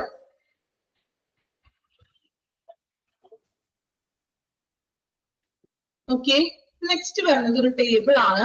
ടേബിളിൽ പറയുന്നത് നമ്മൾ ഇത്രയും എല്ലാവരും വെയിറ്റ് ചെയ്തിരുന്നെന്ന് പറയാം. നമ്മൾ പറഞ്ഞു ഓരോ ബയോമെഡിക്കൽ വേസ്റ്റുകളും പ്രത്യേകം അതനുസരിച്ചിട്ടുള്ള കളർ കോഡുള്ള വേസ്റ്റ് കണ്ടെയ്നേഴ്സിൽ വേണം നമ്മൾ നിക്ഷേപിക്കാൻ. ഇപ്പൊ ഷാർപ്പ് വേസ്റ്റുകള് നമ്മൾ ഹോസ്പിറ്റലിൽ പോകുമ്പോൾ നിങ്ങൾ കണ്ടിട്ടൊക്കെ ഉണ്ടാകും. പക്ഷേ നിങ്ങൾ ഇത് പഠിക്കാൻ കാരണം നമുക്ക് അറിയില്ലായിരിക്കാം. പക്ഷെ ഇത് പഠിച്ചതിന് ശേഷം നിങ്ങൾ ഇനി ഹോസ്പിറ്റലിൽ പോകുമ്പോൾ ഈ കളർ കോഡുകളൊക്കെ ഒന്ന് ശ്രദ്ധിക്കണം. ശ്രദ്ധിക്കില്ലേ? നമ്മൾ പഠിക്കുന്ന കാര്യങ്ങൾ നമ്മൾ ജീവിതത്തിൽ അധികം പ്രാവർത്തികമാക്കണം. നമ്മൾ വെറുതെ ചുമ്മാ എക്സാം എഴുതി പാസ്സാവാൻ വേണ്ടിയിട്ടാണോ നമ്മൾ പഠിക്കുന്നത്? ആണോ? നമ്മൾ എന്തെടുത്ത് പഠിച്ചിട്ടുണ്ടെങ്കിലും നമ്മളുടെ നിത്യ ജീവിതത്തിൽ അതിലൊരു പ്രാധാന്യം ഉണ്ടെന്ന് തന്നെ പറയാം അല്ലെ? ഇപ്പൊ ഹോസ്പിറ്റലിൽ പോകുമ്പോൾ നമ്മൾ പഠിക്കുന്ന ഒരു വിഷയം തന്നെ ഹോസ്പിറ്റലാണ് അല്ലെ? നമ്മുടെ ജീവിതത്തിലെ ഏറ്റവും ഒരു മുഖ്യ ഘടകം തന്നെ പറയാലോ ഹോസ്പിറ്റല്. ഹോസ്പിറ്റലിൽ പോകാത്തവർ ആരെങ്കിലും ഉണ്ടോ? അല്ലെ? മനുഷ്യരാണ്, നമുക്ക് അസുഖങ്ങളൊക്കെ വരാം അല്ലെ? അസുഖങ്ങളൊക്കെ വരുന്നു, നമ്മൾ ഡോക്ടേഴ്സിനെ കാണണം. അതൊക്കെ നമ്മുടെ ലൈഫിന്റെ ഒരു ഭാഗമാണ് അല്ലേ? അപ്പൊ നമ്മൾ പഠിക്കുന്ന ഓരോ കാര്യങ്ങളും ഹോസ്പിറ്റലിൽ പോകുമ്പോൾ ഒന്ന് ഒബ്സർവ് ഒക്കെ ചെയ്യാം. പഠിക്കണല്ലേ, നമ്മൾ എന്തായാലും കഷ്ടപ്പെട്ട് പഠിക്കണല്ലേ? അപ്പൊ ഒന്ന് ചെല്ലുമ്പോ ഒക്കെ നോക്കാം ഇങ്ങനെ കളർ കോഡുകളൊക്കെ ഉണ്ടോ. ഓൾറെഡി കളർ കോഡുകളൊക്കെ ഉണ്ട്, നമ്മൾ ഇതുവരെ ശ്രദ്ധിച്ചിട്ടില്ല. അതാണ് വാസ്തവം അല്ലെ?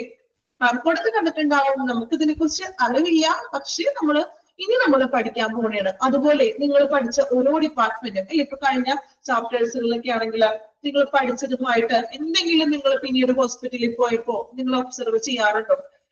ആരെങ്കിലും ഒബ്സർവ് ചെയ്യാറുണ്ടോ? ആരും ചെയ്യാറില്ല. ചെയ്തു. ഓക്കെ, എന്നിട്ട് എന്തെങ്കിലും കാണാൻ പറ്റുമോ? നമ്മൾ പഠിച്ച കാര്യങ്ങളൊക്കെ ഹോസ്പിറ്റലിൽ ഒബ്സർവ് ചെയ്യുമ്പോൾ എന്തെങ്കിലുമൊക്കെ കാണാൻ പറ്റുമോ നിങ്ങൾക്ക്? ഒന്നും കാണാൻ പറ്റിയില്ല. പഠിച്ചു തന്നെ ഉള്ളൂ നമ്മൾ. ഇനി ഓരോ ഡിപ്പാർട്ട്മെന്റ്സിനും നമ്മൾ ഇനി ഓരോ ക്ലാസ്സുകളായിട്ട് ഓരോ ടീച്ചേഴ്സും ഓരോ ചാപ്റ്റേഴ്സ് ആയിട്ട് എടുക്കുമ്പോൾ നിങ്ങൾ ഹോസ്പിറ്റലിലേക്ക് പോകുമ്പോൾ ഒന്ന് നോക്കാം, ഒന്ന് ഒബ്സർവ് ചെയ്യാം. ആംബുലൻസ് ശ്രദ്ധിച്ച് അപ്പൊ അതുപോലെ തന്നെ ഒത്തിരി കാര്യങ്ങൾ നമ്മൾ ശ്രദ്ധിക്കാനുണ്ട്. ഇപ്പൊ വാർഡ് പഠിച്ചില്ലേ നമ്മള്? പഠിച്ചോ? വാർഡ് എന്ന് പറഞ്ഞ ചാപ്റ്റർ പഠിച്ചോ? ഔട്ട് പേഷ്യന്റ് പഠിച്ചു അല്ലേ? വാർഡ് ഞാൻ തന്നെ എടുത്തത് നിങ്ങൾക്ക്. ലേബൽ ചെയ്തത്, പോസ്റ്റർ, ഇൻസ്ട്രക്ഷൻസ് ഒക്കെ നോക്കി. ഓക്കെ, എല്ലാം നോക്കണം. നമ്മൾ പഠിക്കുന്നത് നമ്മളത് കൂടുതൽ കണ്ടു കഴിയുമ്പോഴല്ലേ നമുക്ക്. ഇപ്പൊ ടീച്ചേഴ്സ് ഒക്കെ നമ്മളെ മീൻസ് സ്റ്റഡി ടൂറും അങ്ങനെയൊക്കെ ഫീൽഡ് ട്രിപ്പ് ഒക്കെ കൊണ്ടുപോകില്ലേ സ്കൂളിൽ നിന്ന് അല്ലേ? അപ്പൊ അങ്ങനെ ഫീൽഡ് ട്രിപ്പ് ഒക്കെ പോകുമ്പോഴല്ലേ നമ്മൾ പഠിച്ച കാര്യം നമുക്ക് നേരിട്ട് കാണുമ്പോൾ നമ്മൾക്ക് എന്താ പറയാ, ഒരു എക്സൈറ്റ്മെന്റ് ആണ്. അതിലുപരി നമ്മൾ പഠിച്ച കാര്യത്തെ കുറിച്ച് കൂടുതൽ അറിവാണ് നമുക്ക് അവിടെ കിട്ടുന്നത് അല്ലേ? അപ്പൊ അതുപോലെ തന്നെ ഇനിയും നിങ്ങൾ ഹോസ്പിറ്റലിലൊക്കെ പോകുമ്പോൾ നമ്മൾ പഠിച്ച കാര്യങ്ങളൊക്കെ ഒന്ന് ഒബ്സർവ് ചെയ്യുക. ഓക്കെ, ഫാർമസി നിങ്ങൾക്ക് എടുത്തായിരുന്നോ? എടുത്തോ? ഇല്ല. ഓക്കെ, അപ്പൊ ഇനി ഓരോ ചാപ്റ്റേഴ്സിലും എടുക്കുമ്പോൾ അതനുസരിച്ചിട്ട് ഒന്ന് ഒബ്സർവ് ചെയ്യുക കൂടി ചെയ്യാം. എടുക്കുന്നുണ്ട്. ഓക്കെ, ഇപ്പൊ എടുത്തോണ്ടിരിക്കുകയാണോ? ഓക്കെ, രമ്യ മിസ് എടുത്തോണ്ടിരിക്കുന്നത് അല്ലേ? ഓക്കെ. അപ്പൊ അതിലും കുറെ കാര്യങ്ങളൊക്കെ പറയുന്നുണ്ട് അല്ലേ? അപ്പൊ അങ്ങനെയുള്ള കാര്യങ്ങളൊക്കെ ഒന്ന് ശ്രദ്ധിക്കാം. ഓക്കെ, അപ്പൊ നമ്മള് ഇനി നെക്സ്റ്റ് വരുന്നത് കണ്ടാൽ പിന്നെ മറക്കില്ല. അതാണ് നമ്മുടെ മൈൻഡിലോട്ട് അത് കയറി കഴിഞ്ഞു. കണ്ടു കഴിഞ്ഞാല് അല്ലെ നമ്മൾ മറക്കില്ല. തിയറി പ്രാക്ടിക്കൽ ആക്കുകയാണോ? പ്രാക്ടിക്കൽ ക്ലാസ് വേണമെന്നാണോ? ഓക്കെ, അപ്പൊ നമുക്ക് അതിനുള്ളൊരു ഇതില്ലല്ലോ. നോക്കാം. അപ്പൊ ഇനി നമ്മൾ നോക്കുന്നത് ഒരു ടേബിൾ ആണ്. ടേബിൾ നോക്കുന്നതിന് മുൻപായിട്ട് ടേബിളിന് പ്രത്യേകം പറയുന്നത് വേസ്റ്റ് കാറ്റഗറി. നമ്മൾ പറഞ്ഞു ഇവിടെ നമ്മൾ ടേബിൾ പഠിക്കുന്നത് 10 കാറ്റഗറി ആയിട്ടാണ് വേസ്റ്റുകൾ തരംതിരിച്ചിരിക്കുന്നത്. ഓരോ കാറ്റഗറിയിൽ വരുന്ന വേസ്റ്റ് ഏതാണ്, ഏത് കളർ കോഡുള്ള കണ്ടെയ്നറിലാണ് നമ്മൾ ആ ഒരു വേസ്റ്റ് നിക്ഷേപിക്കുന്നത്. ദെൻ ട്രീറ്റ്മെന്റ് ആൻഡ് ഡിസ്പോസൽ, അത് എങ്ങനെയാണ് നമ്മൾ ഡിസ്പോസൽ ചെയ്യുന്നത്? ചില വേസ്റ്റുകൾ നമുക്ക് ലാൻഡ് ഫിൽ ചെയ്യാം, ചിലത് നമുക്ക് കത്തിച്ച് നശിപ്പിച്ച് കളയാം, ചിലത് ഓട്ടോക്ലേവ് ചെയ്യാം. അങ്ങനെ എല്ലാം ഒരേ ഡിസ്പോസൽ മെത്തേഡ് അല്ല ഉപയോഗിക്കുന്നത്.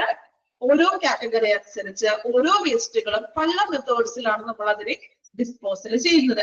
ഇത്രയും കാര്യങ്ങളാണ് നമ്മൾ ഈ ഒരു ടേബിളിലൂടെ പഠിക്കാൻ പോകുന്നത്. എങ്കിൽ അതിക്ക് മുന്നായിട്ട് നമ്മൾ ഈ ടേബിൾ പഠിക്കുന്നതിന് മുൻപ് നമ്മൾ ഇനി പഠിക്കാൻ പോകുന്നത് ട്രീറ്റ്മെന്റ് ആൻഡ് ഡിസ്പോസൽ മെത്തേഡ്സ് ആണ്. ഓക്കെ, ടേബിൾ കഴിഞ്ഞിട്ട് നെക്സ്റ്റ് ഒരു 2 പേജ് കഴിഞ്ഞിട്ടായിരിക്കാം ട്രീറ്റ്മെന്റ് ആൻഡ് ഡിസ്പോസൽ. ഹെഡിങ് കണ്ടോ? ടെക്സ്റ്റിൽ നിങ്ങൾ കണ്ടോ? ടെക്സ്റ്റില് ട്രീറ്റ്മെന്റ് ആൻഡ് ഡിസ്പോസൽ എന്നുള്ള പേജ് എടുക്കാം. ഓക്കെ, അതിൽ കണ്ടോ ഡിഫറെന്റ് ആയിട്ടുള്ള ഡിസ്പോസൽ മെത്തേഡുകളാണ് പറയുന്നത്. Okay, incineration, autoclaving, then microwave irradiation, chemical method, land disposal. പല രീതിയിലുള്ള ഈ മാലിന്യങ്ങൾ നമ്മൾ ഡിസ്പോസൽ ചെയ്യുന്ന മെത്തേഡുകളാണ് ഈ പറയുന്നത്. ഇത് ആദ്യം എടുക്കാനുള്ള കാരണം എന്ന് വെച്ചിട്ടുണ്ടെങ്കിൽ നോക്കി നിങ്ങൾ ടേബിളിൽ കണ്ടോ ഡിസ്പോസൽ മെത്തേഡ്, ഇൻസിനറേഷൻ കണ്ടോ, മൈക്രോവേവ്. ഇത് പഠിക്കാതെ നമ്മൾ ഈ ടേബിൾ എടുത്തിട്ട് കാര്യമുണ്ടോ? അല്ലെങ്കിൽ ഇവിടെ ടേബിൾ പഠിക്കുമ്പോൾ ഞാൻ ഓരോന്നും ഇവിടെ പറയേണ്ടതായിട്ട് വരും ഇല്ലേ? സോ നമുക്ക് ആദ്യം ഡിസ്പോസൽ മെത്തേഡുകൾ എന്തൊക്കെയാണെന്ന് നോക്കാം. ശേഷം നമുക്ക് ടേബിളിലോട്ട് വരണം. കുറച്ചുകൂടി നിങ്ങൾക്ക് ടേബിൾ നമുക്ക് സിമ്പിൾ ആയിട്ട് പഠിച്ചു പോകാം. ക്ലിയർ ആയോ ഞാൻ പറഞ്ഞത്? ഡിസ്പോസൽ മെത്തേഡുകൾ നമ്മൾ ആദ്യം പഠിക്കണം. എങ്കിലല്ലേ നമുക്ക് ടേബിൾ വായിക്കുമ്പോൾ എന്താണ് മൈക്രോവേവിംഗ് അല്ലെങ്കിൽ എന്താണ് ഇൻസിനറേഷൻ എന്ന് മനസ്സിലാകുള്ളൂ. ആണോ?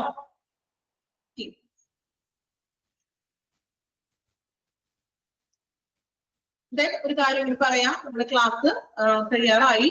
അപ്പോ നെക്സ്റ്റ് ക്ലാസ് മിസ് തന്നെ ആയിരിക്കും കണ്ടിന്യൂ ചെയ്യുന്നത്. 3 മണി വരെ നമുക്ക് ക്ലാസ് ഉണ്ടായിരിക്കും. സോ അടുത്ത നെക്സ്റ്റ് അവറും ടീച്ചർ തന്നെയായിരിക്കും. കുറച്ച് പേർക്കൊക്കെ ബോറായിട്ട് തോന്നിയോ? കുഴപ്പമുണ്ടോ? ബോറിംഗ് ഉണ്ടോ കണ്ടിന്യൂ ചെയ്യുന്നതില്?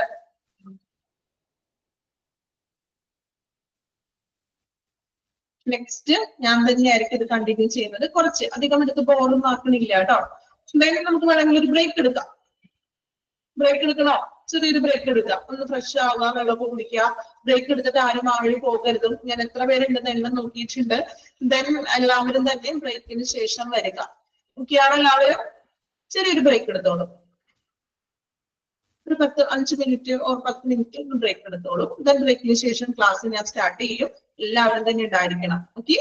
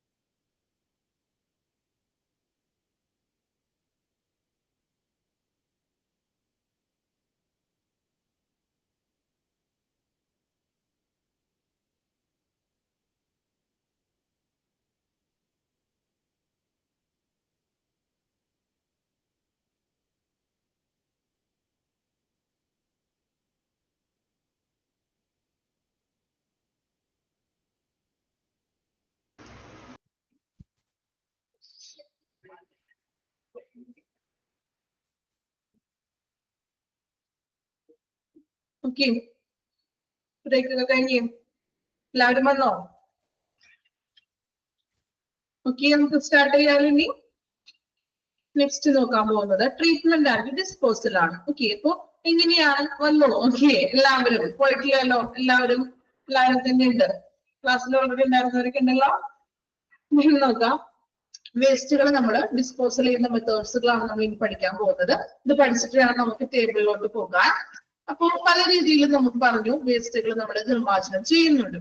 അതിനകത്ത് ഫസ്റ്റ് മെത്തേഡ് ആണ് ഇൻസിനറേഷൻ ടെക്നോളജി. എന്താ ഇൻസിനറേഷൻ എന്ന് വെച്ചാൽ മലയാളത്തിൽ എന്താ പറയാ? ഇൻസിനറേഷൻ കത്തിക്കുക അല്ലെങ്കിൽ ദഹിപ്പിക്കുക എന്നൊക്കെയാണ് പ്രോപ്പർ മലയാളം പറയാ കേട്ടോ. ദഹിപ്പിക്കുക, കത്തിക്കുക എന്നൊക്കെ ഒരു മീനിങ് ആണ്. നോക്കാം, ജസ്റ്റ് നിങ്ങൾ മനസ്സിലാക്കി പഠിക്കണം കേട്ടോ. കാരണം ഇത് ബൈ ഹാർട്ട് ചെയ്ത് പഠിക്കാന്ന് വെച്ചാൽ വലിയ ബുദ്ധിമുട്ടുള്ള കാര്യമാണ്. സംഭവം നമുക്കറിയാലോ. അത് മാക്സിമം എന്ത് ചെയ്യാ, സിമ്പിൾ ആക്കി മനസ്സിലാക്കി പഠിക്കുക കേട്ടോ. Incineration technology. This is a high temperature thermal process that employs burning of the waste under controlled condition for changing them into inert material and gases. Underline ചെയ്യാം. അവിടെ വരെ ഒന്ന് അണ്ടർലൈൻ ചെയ്തേ. ഒരു ഹൈ ടെമ്പറേച്ചർ തെർമൽ പ്രോസസ് ആണിത് അല്ലേ? ഇവിടെ നമ്മൾ ബേൺ ചെയ്യുന്ന വസ്തുക്കളെ, വേസ്റ്റുകളെ കത്തിക്കുന്നു. Under controlled condition for changing in them into inert material. Inert material എന്ന് വെച്ചാൽ എന്താണ്? ഇനർട്ട് നമ്മൾ ഈ വസ്തുക്കളാണ്, വേസ്റ്റുകൾ കത്തിച്ചിട്ട് അതിനെ നമ്മൾ ചാരമാക്കി മാറ്റുന്നു അല്ലെ? ആഷ്, നമ്മുടെ വീട്ടിലെ വേസ്റ്റുകളും ഒരുപാട് ഇലകളും വേസ്റ്റും എല്ലാവരും കൊണ്ടുകൂട്ടി വേസ്റ്റ് കത്തിച്ച് കഴിയുമ്പോൾ അത് എന്തായി മാറും? അത്രയും ഫോമിൽ തന്നെ ഉണ്ടാവും. കത്തി കഴിയുമ്പോൾ കുറച്ച് അതിന്റെ താഴെ എന്താണ്? ചാരം മാത്രമായിട്ട് മാറും ഇല്ലേ? ആണോ? നമ്മൾ വേസ്റ്റുകളൊക്കെ വീട്ടിൽ കത്തിക്കുകയെ ചപ്പും ചവറുകളും എല്ലാ വേസ്റ്റുകളും കൂടി കത്തിക്കുമ്പോൾ ചിലപ്പോൾ ഒരു കൂമ്പാരമായിട്ടായിരിക്കും നമ്മൾ കത്തിക്കുന്നത്. പക്ഷെ കത്തി തീരുമ്പോ അത് എന്തിലോട്ട് മാറും? ഒരു ചാരമായിട്ട് മാറും. ആ ഒരു ചാരത്തിന്റെ ഫോമിൽ ഇനോട്ട് മെറ്റീരിയൽ ആയിട്ട് മാറുന്നുണ്ട്. ക്ലിയർ ആയി ഞാൻ പറഞ്ഞത്? നമ്മൾ വേസ്റ്റുകൾ കത്തിക്കുന്നു, burning waste into changing into inert material. നമ്മൾ കത്തിച്ചു കളയുന്ന ആ ഒരു പ്രോസസ്സിനെയാണ് നമ്മൾ ഇൻസിനറേഷൻ എന്ന് പറയുന്നത്. Then incinerators can be either oil fired or powered by electricity or combination. അതിലേക്ക് നമുക്ക് ഓയിലും മറ്റും ഉപയോഗിച്ചിട്ട് വേസ്റ്റുകൾ കത്തിക്കുന്നു. അല്ലെങ്കിൽ നമുക്ക് help by electricity. For example പറയുകയാണെങ്കിൽ നമ്മള് മരണപ്പെട്ട് കഴിയുമ്പോ ഒക്കെ ദഹിപ്പിക്കുന്നത് എങ്ങനെയാണ്? ഇപ്പോ ഇലക്ട്രിക്കലി ആണോ ദഹിപ്പിക്കുന്നത്? എങ്ങനെയാണ്? ആ ഡെഡ് ബോഡി ഇലക്ട്രിക്കലി ആയിട്ട് ദഹിപ്പിക്കും. ദഹിപ്പിച്ച് കഴിയുമ്പോൾ അത് എന്തായിട്ട് മാറും? ലാസ്റ്റ് ദഹിപ്പിച്ച് കഴിയുമ്പോൾ അത് ചാരമായിട്ട് മാറും. മാറാറില്ലേ? ചാരമായി മാറുന്നു. അതാണ് അവിടെ പറയുന്നത് ഇനർട്ട് മെറ്റീരിയൽ ആയിട്ട് മാറുന്നത്. ഈ വേസ്റ്റുകൾ കത്തിച്ച് കഴിയുമ്പോൾ അത് ഒന്നില്ലെങ്കിൽ നമുക്ക് തീയൊക്കെ കൊടുത്തിട്ട് ഓയിലൊക്കെ ഒഴിച്ചിട്ട് അങ്ങനെ കത്തിക്കാം. അല്ലെങ്കിൽ ഇതുപോലെ ഇലക്ട്രിസിറ്റിയുടെ ഹെൽപ്പോട് കൂടിയിട്ട് ആ ഒരു എക്യുപ്മെന്റ്സിൽ കത്തിക്കാം. അതായത് ഇപ്പോ എക്സാമ്പിൾ പറയുകയാണെങ്കിൽ നിങ്ങള് ഇപ്പോ മാളുകളിലും അതുപോലെ തന്നെ ഹോസ്പിറ്റലിലും നിങ്ങൾ കൂടുതൽ കാണാൻ ചാൻസ് ഉള്ളത് എനിക്ക് തോന്നുന്നു മാളുകളിലോ അല്ലെങ്കിൽ ഓഡിറ്റോറിയംസ് ഒക്കെ ഉണ്ടല്ലോ, അതിന്റെ ബാക്കിലേക്ക് ഇതുപോലെ വേസ്റ്റ് കത്തിക്കുന്ന ഒരു മെഷീൻ ഉണ്ടാവും. കണ്ടിട്ടുണ്ടോ ആരെങ്കിലും? കണ്ടിട്ടുണ്ടോ? വേസ്റ്റുകൾ കത്തിക്കുന്നത്, ഇലക്ട്രിക്കലി കത്തിക്കുന്നതൊക്കെ ഉണ്ടാകാം. അപ്പൊ ഈ എത്രയോ വേസ്റ്റുകൾ ഉണ്ടെങ്കിൽ ഇലക്ട്രിക്കലി കത്തിക്കുമ്പോൾ അത് ചാരമായി മാറുന്നു. ഇനി ഇലക്ട്രിക്കലി അല്ലാതെ തന്നെ കത്തിക്കുന്ന പ്രോസസ്സും ഉണ്ട്. അതായത് ഇങ്ങനെ ഒരു പുകക്കുഴലൊക്കെ വെച്ചിട്ട് നമ്മൾ അതിൻ്റെ ഉള്ളിൽ വിറകൊക്കെ വെച്ച് തന്നെ കത്തിക്കുന്നു. പുകക്കുഴലിൽ കൂടി ഈ പുക മുകളിലേക്ക് പോകും. ഇപ്പൊ 2 ടൈപ്സിലുണ്ട്. ഇലക്ട്രിക്കലിയും ഉണ്ടാവാം, അല്ലെങ്കിൽ മറ്റു വേറൊരു രീതിയിൽ നമുക്ക് കത്തിക്കാം. വേസ്റ്റുകളെ കത്തിക്കുന്ന ആ ഒരു process. Okay, then the advantage of this type, it can lessen in the volume of solid waste to 30% of original volume. ഇതിന്റെ ഒരു ഗുണം എന്ന് പറഞ്ഞിട്ടുണ്ടെങ്കിൽ സോളിഡ് ഖരമായിട്ടുള്ള വസ്തുക്കൾ നമ്മൾ കത്തിച്ചു കഴിയുമ്പോൾ ഒരു 30% ഒറിജിനലിന് 30% മാത്രമാകുന്നു. ശരിയില്ലേ? നമ്മൾ കൂമ്പാരം പോലെ കത്തിക്കുന്നു വേസ്റ്റുകള്, ബാക്കി കത്തി കഴിയുമ്പോൾ ഒരു 30% മാത്രം ചാരമായിട്ടായിരിക്കും അവശേഷിക്കുന്നത്. ഹ്യൂമൻ ബോഡി നമ്മൾ ദഹിപ്പിക്കുന്നു അല്ലെ? ആ ഒരു മനുഷ്യ ശരീരത്തെ നമ്മൾ ഇലക്ട്രിക്കലി ദഹിപ്പിച്ച് കഴിയുമ്പോൾ അതൊരു 30% അത്രയും ഭാഗം ഒരു ചെറിയൊരു പോർഷൻ ചാരം മാത്രമായിട്ട് അവസാനം വരുന്നത് ആണോ? അപ്പോ നമുക്ക് അതിനെ ലെസൺ ചെയ്യാന്ന്. അത്രയും വേസ്റ്റുകൾ നമ്മൾ ഒരുമിച്ച് കത്തിക്കുകയാണെങ്കിലും ലാസ്റ്റ് അതൊരു 30% മാത്രമായി ഒരു ചാരത്തിന്റെ ആ ഒരു ഫോമിലോട്ടായിട്ട് മാറുന്നു. ഇൻസിനറേഷൻ ടെക്നോളജി, കത്തിക്കുക അല്ലെങ്കിൽ ദഹിപ്പിക്കുന്ന ഒരു പ്രോസസ്സ്. വായിച്ചു നോക്കാം, പെട്ടെന്ന് വായിക്കാം കേട്ടോ. ഇൻസിനറേഷൻ മനസ്സിലാക്കി വായിക്കുക. അർത്ഥം നിങ്ങൾക്ക് മനസ്സിലായല്ലോ? എന്താണ് പ്രോസസ് എന്ന് ക്ലിയർ ആണല്ലോ? ഇനി ഒന്ന് വായിച്ചു നോക്കിക്കോളൂ. ഒരു പ്രാവശ്യം വായിക്കുക.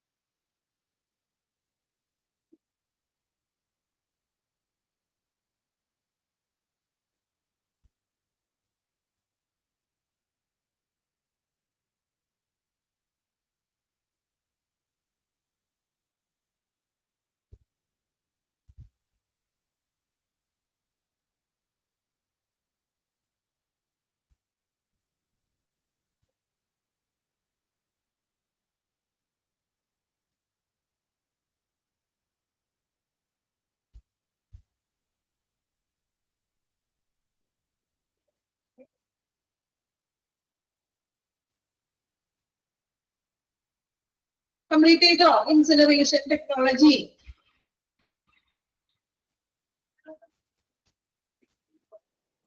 വായിച്ചിട്ട് മനസ്സിലായോ? ഇനി രണ്ടാമത്തെ മെത്തേഡ് നോക്കാം. ഓട്ടോക്ലേവിംഗ്. ഓട്ടോക്ലേവിംഗ് നമ്മൾ പഠിച്ചിട്ടുള്ളൊരു വാക്കാണത്. എന്താണ് ഓട്ടോക്ലേവിംഗ് ഉദ്ദേശിക്കുന്നത്? ഓട്ടോക്ലേവിംഗ് എന്ന് വെച്ചാൽ സ്റ്റെറിലൈസ് ചെയ്യാൻ കേട്ടിട്ടില്ലേ നിങ്ങള്? സ്റ്റെറിലൈസ് ചെയ്യുന്ന ഒരു പ്രോസസ്സ് തന്നെയാണ് ഓട്ടോക്ലേവിംഗ് എന്ന് പറയുന്നത്. സ്റ്റിം ചെയ്യുന്ന ഒരു പ്രോസസ്സ്, അണുക്കളെ നശിപ്പിക്കുന്നത്. നോക്കാം. The process uses steam at a high pressure, high temperature. High ടെമ്പറേച്ചറിൽ നമ്മൾ ഉയർന്നൊരു താപനിലയിൽ നമ്മൾ നീരാവി ഉപയോഗിക്കുന്നു. മീൻസ് നമ്മൾ എന്താണ് അണുക്കളെ നശിപ്പിക്കുന്ന ഒരു process. It has been suggested for microbiology and biotechnology waste. ഇത് കൂടുതലും മൈക്രോബയോളജി, ഈ ലബോറട്ടറീസിലും അങ്ങനെയുള്ള ബയോടെക്നോളജി വേസ്റ്റുകളൊക്കെയാണ് നമ്മൾ എന്ത് ചെയ്യുന്നത്. അതുപോലെ ഷാർപ്പ് വേസ്റ്റുകൾ, എക്സാമ്പിൾ നമുക്ക് പറയാം നീഡിൽ, അല്ലെ, സിറിഞ്ച് നീഡിലൊക്കെയാണ് നമ്മൾ ഓട്ടോക്ലേവ് ചെയ്യുന്നത്. Then dirty and solid waste, ഇങ്ങനെ സോളിഡ് ആയിട്ടുള്ള വേസ്റ്റുകളും അണുക്കളുള്ള വേസ്റ്റുകളും then ഷാർപ്പ് വേസ്റ്റ്, നീഡിൽസും ഇതൊക്കെയാണ് നമ്മൾ ഓട്ടോക്ലേവ് ചെയ്യുന്നത്. This technology offers certain categories of waste that is not determined so that the treated residues can be landfilled. വെച്ചിട്ടുണ്ടെങ്കിൽ ഇവിടെ പറയുന്നത് റെസ്യൂട്സ് എന്ന് വെച്ചിട്ടുണ്ടെങ്കിൽ നമുക്ക് എന്ത് ചെയ്യാന്ന്, നമ്മള് ഈ ഓട്ടോക്ലേവ് ചെയ്തിട്ട് അണുനശീകരിക്കുന്നു. അതായത് ഇപ്പോൾ സിറിഞ്ച് ഉപയോഗിച്ച് സിറിഞ്ചുകളൊക്കെ നമ്മൾ ഓട്ടോക്ലേവ് ചെയ്തെടുക്കും. അപ്പൊ അതിനകത്തുള്ള അണുക്കൾ നശിക്കുന്നു. ഓട്ടോക്ലേവ് ചെയ്യുന്നത് എന്തിനാണ്? അണുക്കൾ നശിക്കുന്നതിന് വേണ്ടിയിട്ടാണ്, അല്ലെ? അപ്പൊ ഈ ഓട്ടോക്ലേവ് ചെയ്തിട്ട് നമ്മൾ ഈ സിറിഞ്ചസും മറ്റും ഉപയോഗിച്ച വസ്തുക്കളെല്ലാം ഓട്ടോക്ലേവ് ചെയ്ത് അണുക്കളെയൊക്കെ നശിപ്പിച്ചതിന് ശേഷം നമുക്ക് എന്ത് ചെയ്യുന്നു? ലാൻഡ് ഫില്ല് ചെയ്യാന്ന്. ലാൻഡ് ഫില്ല് എന്ന് വെച്ചിട്ടുണ്ടെങ്കിൽ കുഴിച്ചു മൂടുകയാണ്. നമ്മൾ ഇതൊന്നും ഓട്ടോക്ലേവ് ചെയ്യാതെ ഉപയോഗിച്ചിട്ടുള്ള സിറിഞ്ചസ് ഒക്കെ നമ്മള് കുഴിച്ചു മൂടിയിട്ടുണ്ടെങ്കിൽ എന്താ സംഭവിക്കുക? ഇൻഫെക്ഷൻസ് ഒക്കെ വരാനൊക്കെ ചാൻസ് ഉണ്ട്. അതുകൊണ്ട് ഉപയോഗിച്ച വസ്തുക്കൾ നമ്മൾ ഓട്ടോക്ലേവ് ചെയ്തതിന് ശേഷം അതിനെ അണുവിമുക്തമാക്കണം, അല്ലെ? അതായത് അണുക്കളൊന്നും ഇല്ലാതെ ആക്കിയതിനു ശേഷം നമുക്ക് എന്ത് ചെയ്യാം? അതിനെ ലാൻഡ് ഫിൽ ചെയ്യാം, കുഴിച്ചു മൂടുക ചെയ്യാം. വായിച്ചു നോക്കാം. ഓട്ടോക്ലേവിംഗ്.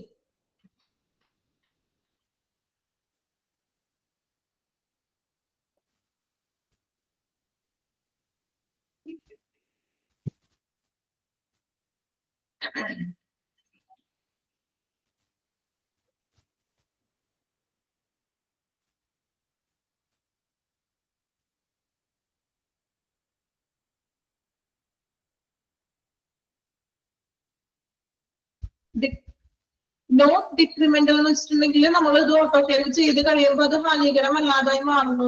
അതായത് അണുനശീകരണം ചെയ്യുന്നതാണല്ലോ നമ്മള്. ഇൻഫെക്ഷൻ ഒന്നും ഇല്ലാതെ ആകുന്നു എന്നുള്ളൊരു മീനിങ് ആണ് കേട്ടോ അവിടെ ഉദ്ദേശിക്കുന്നത്. ഒരു പ്രാവശ്യം കൂടി പറയാൻ ടീച്ചർ ശ്രദ്ധിക്കുക. അതായത് ഓട്ടോക്ലേവ് ചെയ്യാന്ന് വെച്ചിട്ടുണ്ടെങ്കിൽ നമ്മൾ ഉപയോഗിച്ചിട്ടുള്ള ഇപ്പൊ ഒരാളിൽ കുത്തിവെച്ചിട്ടുള്ള നീഡിൽസും സിറിഞ്ചസ് ഒക്കെ നമ്മൾ ഓട്ടോക്ലേവ് ചെയ്യുന്നു. ഓട്ടോക്ലേവ് ചെയ്യാന്ന് വെച്ചിട്ടുണ്ടെങ്കിൽ അതിനെ അണുവിമുക്തമാക്കാം, അണുനശീകരണം ചെയ്തിട്ട് അണുവിമുക്തമാക്കി എടുക്കുന്നതാണ്. സോ അണുവിമുക്തമാക്കിയതിനു ശേഷം നമ്മൾ ഈ വസ്തുക്കളെ കുഴിച്ചു മൂടുക. അണുവിമുക്തമാക്കാതെ കുഴിച്ചു മൂടിയിട്ടുണ്ടെങ്കിൽ അത് ഇൻഫെക്ഷൻസ് ഒക്കെ വരാൻ ചാൻസ് ഉണ്ട്. സോ ഈ ഉപയോഗിച്ച വസ്തുക്കൾ നമ്മൾ ഓട്ടോക്ലേവ് ഒക്കെ ചെയ്തതിന് ശേഷം ലാൻഡ് ഫില്ല് ചെയ്തെടുക്കുന്നു.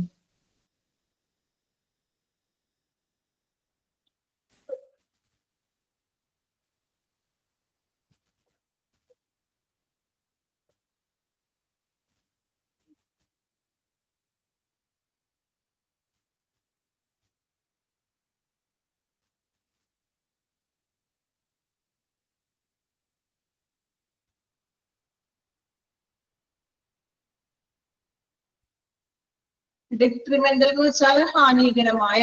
ഇപ്പൊ നോട്ട് ഡിറ്റർമിനന്റൽ എന്നാണ് ഓട്ടോക്ലേവ് ചെയ്താൽ പിന്നെ അതിന് ദോഷമൊന്നും ഇല്ല എന്നുള്ള അർത്ഥമാണ് കേട്ടോ.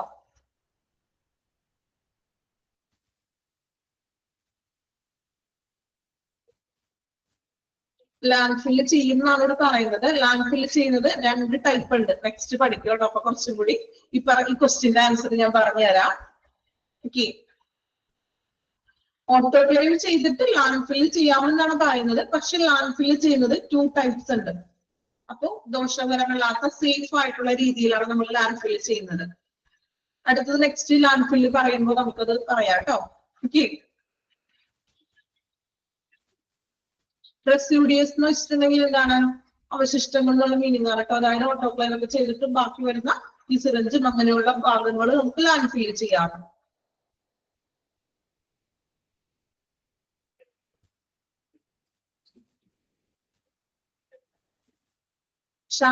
സിറിഞ്ചസ് ലാൻഡ് ഫില്ല് ചെയ്താൽ എന്ത് സംഭവിക്കാന്നായിരിക്കും അല്ലെ ഡൗട്ട്. ലാൻഡ് ഫില്ല് ചെയ്യുമ്പോഴേ 2 രീതിയിൽ ലാൻഡ് ഫില്ല് ചെയ്യുന്നത്. അതായത് ചുമ്മാ നമ്മൾ വലിച്ചെറിയുന്നതല്ല ഉദ്ദേശിക്കുന്നത്. ലാൻഡ് ഫില്ല് ചെയ്യാന്ന് വെച്ചാൽ ജസ്റ്റ് കുഴിച്ചു മൂടുകാന്നല്ല, അത് ലെയർ ആയിട്ട് നമുക്ക് അത്ര ദോഷകരമല്ലാത്ത രീതിയിൽ നമ്മൾ കുഴിച്ചു മൂടുന്നു. അത് ഒരു ഐസൊലേറ്റഡ് ആയിട്ടുള്ള ഒറ്റപ്പെട്ട ആൾതാമസമൊന്നും ഇല്ലാത്ത ആളൊഴിഞ്ഞ പ്രദേശങ്ങളിലായിരിക്കും. കാരണം പോപ്പുലേഷൻ ഒന്നും ഇല്ലാത്ത ഒരു ജനവാസ മേഖല അല്ലാത്ത ഏരിയകളിലായിരിക്കും നമ്മൾ ഇത് ലെയർ ആയിട്ട് അത്രയും സേഫ് ആയിട്ടാണ് നമ്മൾ ലാൻഡ് ഫില്ല് ചെയ്യുന്നത്. ഓക്കെ, അപ്പൊ വേറെ പ്രശ്നങ്ങളൊന്നും അല്ലെങ്കിൽ ആ ഇൻഫെക്ഷൻസും കാര്യങ്ങളൊന്നും വരുന്നില്ല. അത്തരത്തിലായിരിക്കും നമ്മൾ ലാൻഡ് ഫില്ല് ചെയ്യുന്നത്. ഡൗട്ട് ക്ലിയർ ആയോ? ലാൻഡ് ഫില്ലിന് പഠിക്കാനുണ്ട്, ചോദിച്ചുകൊണ്ട് ഞാൻ പറഞ്ഞാലോ ഒന്നുകൂടി. ഓക്കെ,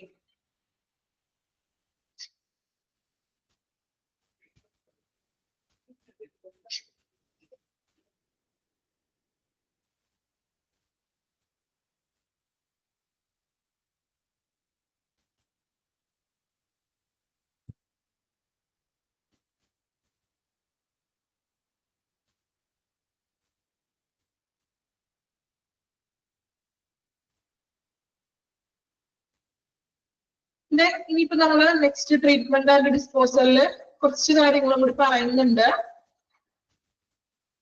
7 ടൈപ്പ് ഡിസ്പോസൽ മെത്തേഡ് ആണ് പറയുന്നത് കേട്ടോ.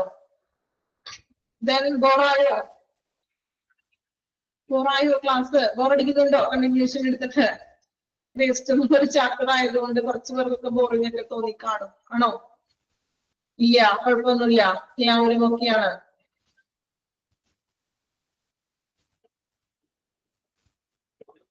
ഓക്കെ, ടീച്ചർ ഒന്ന് കുറച്ച് പിക്ചറും കൂടി കാണിച്ചു തരാം കേട്ടോ. 2-3 പിക്ചർ എടുത്തിട്ടുണ്ട്. ദെൻ ബാക്കി വരുന്നത് നമുക്ക് നെക്സ്റ്റ് ക്ലാസ്സിൽ എടുക്കാം. ഒരുപാട് എടുത്ത് ഇനി ബോറാക്കാനില്ല ഞാൻ. ഓക്കെ, കുറച്ച് പിക്ചേഴ്സ് ഞാൻ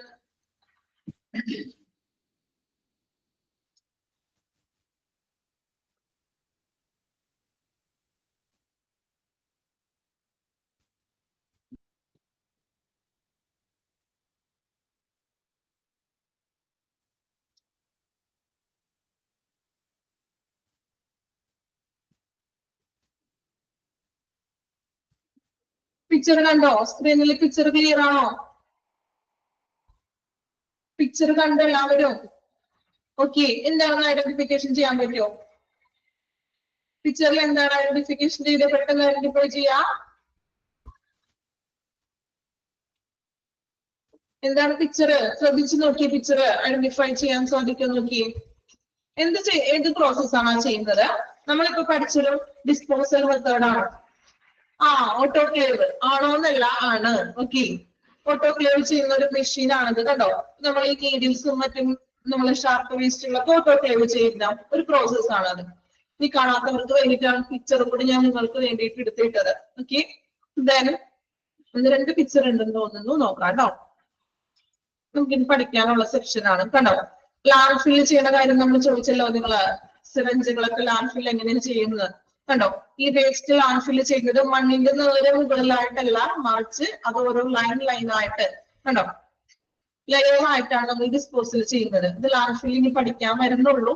ഇപ്പൊ ഞാൻ പറഞ്ഞതുകൊണ്ട് എടുത്ത് കാണിച്ചത് മാത്രം. ഓക്കെ, ലെയർ ആയിട്ടാണ് നമ്മളത് ലാൻഡ് ഫില്ല് ചെയ്യുന്നത്. അപ്പൊ വലിയ ദോഷ ഇൻഫെക്ഷൻസ് ഒന്നും വരുന്നില്ല. ഇതാണ് ഇൻസിനറേഷൻ ടെക്നോളജി. ചെറിയൊരു മോഡലാണ് കേട്ടോ, എളുപ്പം മനസ്സിലാവുന്ന ഒരു പിക്ചർ എടുത്തിട്ടു മാത്രം. കണ്ടോ വേസ്റ്റുകൾ കൊണ്ടുവന്ന് നിക്ഷേപിക്കുന്നു. ദെൻ നമ്മൾ ഇലക്ട്രിക്കൽ ആയിട്ടുള്ള ഒരു മെഷീൻ്റെ ഒരു ഇതാണത് കണ്ടോ. ദെൻ പുകക്കുഴലൊക്കെ ഉണ്ട്, വേസ്റ്റ് മാലിന്യങ്ങൾ നമ്മൾ കത്തിക്കുന്നു. ഓക്കെ,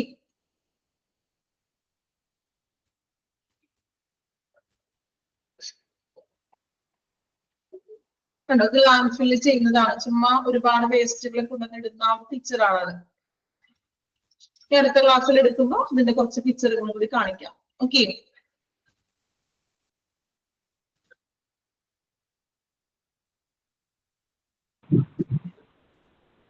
ദെൻ എടുത്ത അത്രയും നോക്കിയാണോ? ബയോമെഡിക്കൽ വേസ്റ്റ് ആയതുകൊണ്ടേ 2 മണിക്കൂറൊക്കെ ഇരിക്കാന്ന് വെച്ചാൽ ബുദ്ധിമുട്ടുള്ള കാര്യമാണെന്ന് എനിക്കറിയാം. അതുകൊണ്ടാണ് ബാക്കി നമുക്കിപ്പോ നമ്മൾ ഡിസ്പോസൽ മെത്തേഡിൽ 2 നോൺ പറഞ്ഞത്, ഇൻസിനറേഷനും അതുപോലെ ഓട്ടോക്ലേവിംഗും വരെയാണ് എടുത്തത്. ദെൻ അടുത്ത ഡിസ്പോസൽ മെത്തേഡ് നമുക്കിനി നെക്സ്റ്റ് ക്ലാസ്സിൽ എടുക്കാം. ദെൻ എടുത്തത്രയും ക്ലിയർ ആണ് എല്ലാവർക്കും? കുറച്ച് ബോറിംഗ് ഒക്കെ ഉള്ള ചാപ്റ്റർ ആണെന്ന് എനിക്കറിയാം, എങ്കിലും മാക്സിമം ഞാൻ ബോർ അടിപ്പിക്കാത്ത രീതിയിൽ എടുക്കാനാണ് ശ്രമിക്കുന്നത്. അതുകൊണ്ടാണ് കുറച്ച് എക്സാമ്പിൾ ഒക്കെ കയ്യിൽ നിന്ന് നമുക്ക് കിട്ടുന്ന എക്സാമ്പിൾസ് ഒക്കെ നിങ്ങൾക്ക് എടുത്തു തരുന്നത്. ഓക്കെ, ഓക്കെ ആണോ എല്ലാവരും? എന്തൊക്കെ റെസ്പോൺസ് ഒന്നും ഇല്ല എല്ലാവരും? റെസ്പോണ്ട് ചെയ്യാം കേട്ടോ. എന്തെങ്കിലും സംസാരിക്കാനുള്ള ഒരു ടൈമാണത്. 5 minutes നിങ്ങൾക്ക് സംശയങ്ങൾ ചോദിക്കാം. ഇൻസിനറേഷൻ ക്ലിയർ ആയി. നെക്സ്റ്റ് ക്ലാസ്സിൽ ഡിസ് ഒന്നും കൂടി എടുക്കാം, ഡിസ്പോസൽ മെത്തേഡ് ഒന്നും കൂടി എടുക്കാം കേട്ടോ. ഓക്കെ, ഡിസ്പോസൽ അടുത്ത ക്ലാസ്സിൽ ഫസ്റ്റ് തുടങ്ങി നമുക്ക് ഒന്നും കൂടി റിപ്പീറ്റ് ചെയ്ത് പറയാം. ഓക്കെ, നെക്സ്റ്റ് ക്ലാസ് ഉണ്ടായിരിക്കില്ല കേട്ടോ, കാരണം ടീച്ചർ കണ്ടിന്യൂഷൻ ചെയ്തിട്ടാണ് എടുത്തത്. സോ അടുത്ത ക്ലാസ് ഉണ്ടായിരിക്കില്ല. Okay, thank you all. Thank you miss. Thank you miss. മിസ്സിന്റെ പേര് എന്താണ്? പേര് ഇത്രയും ക്ലാസ്സുകളായിട്ട് പേര് പഠിച്ചിട്ടില്ല, എല്ലാവർക്കും പേര് അറിയില്ല. ഓക്കെ, പേര് കമന്റ് ചെയ്തിട്ടുണ്ട് കേട്ടോ. ഓക്കെ,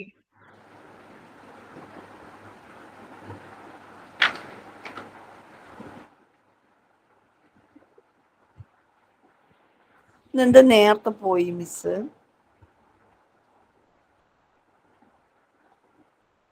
സംഭവം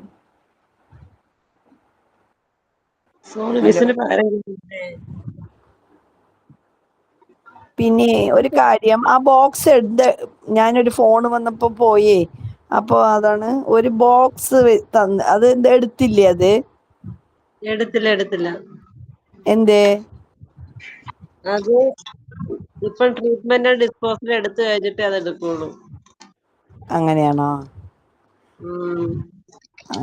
ഇത് അതിനകത്തുണ്ട്, അപ്പൊ അത് മനസ്സിലാക്കാതെ അത് എടുക്കാൻ പറ്റിയിരുന്നു. അതെ, ഞാന് ഒരു ഫോൺ വന്നപ്പോ അങ്ങോട്ട് പോയി, അത് കാരണം നോക്കാൻ പറ്റിയിട്ടില്ല.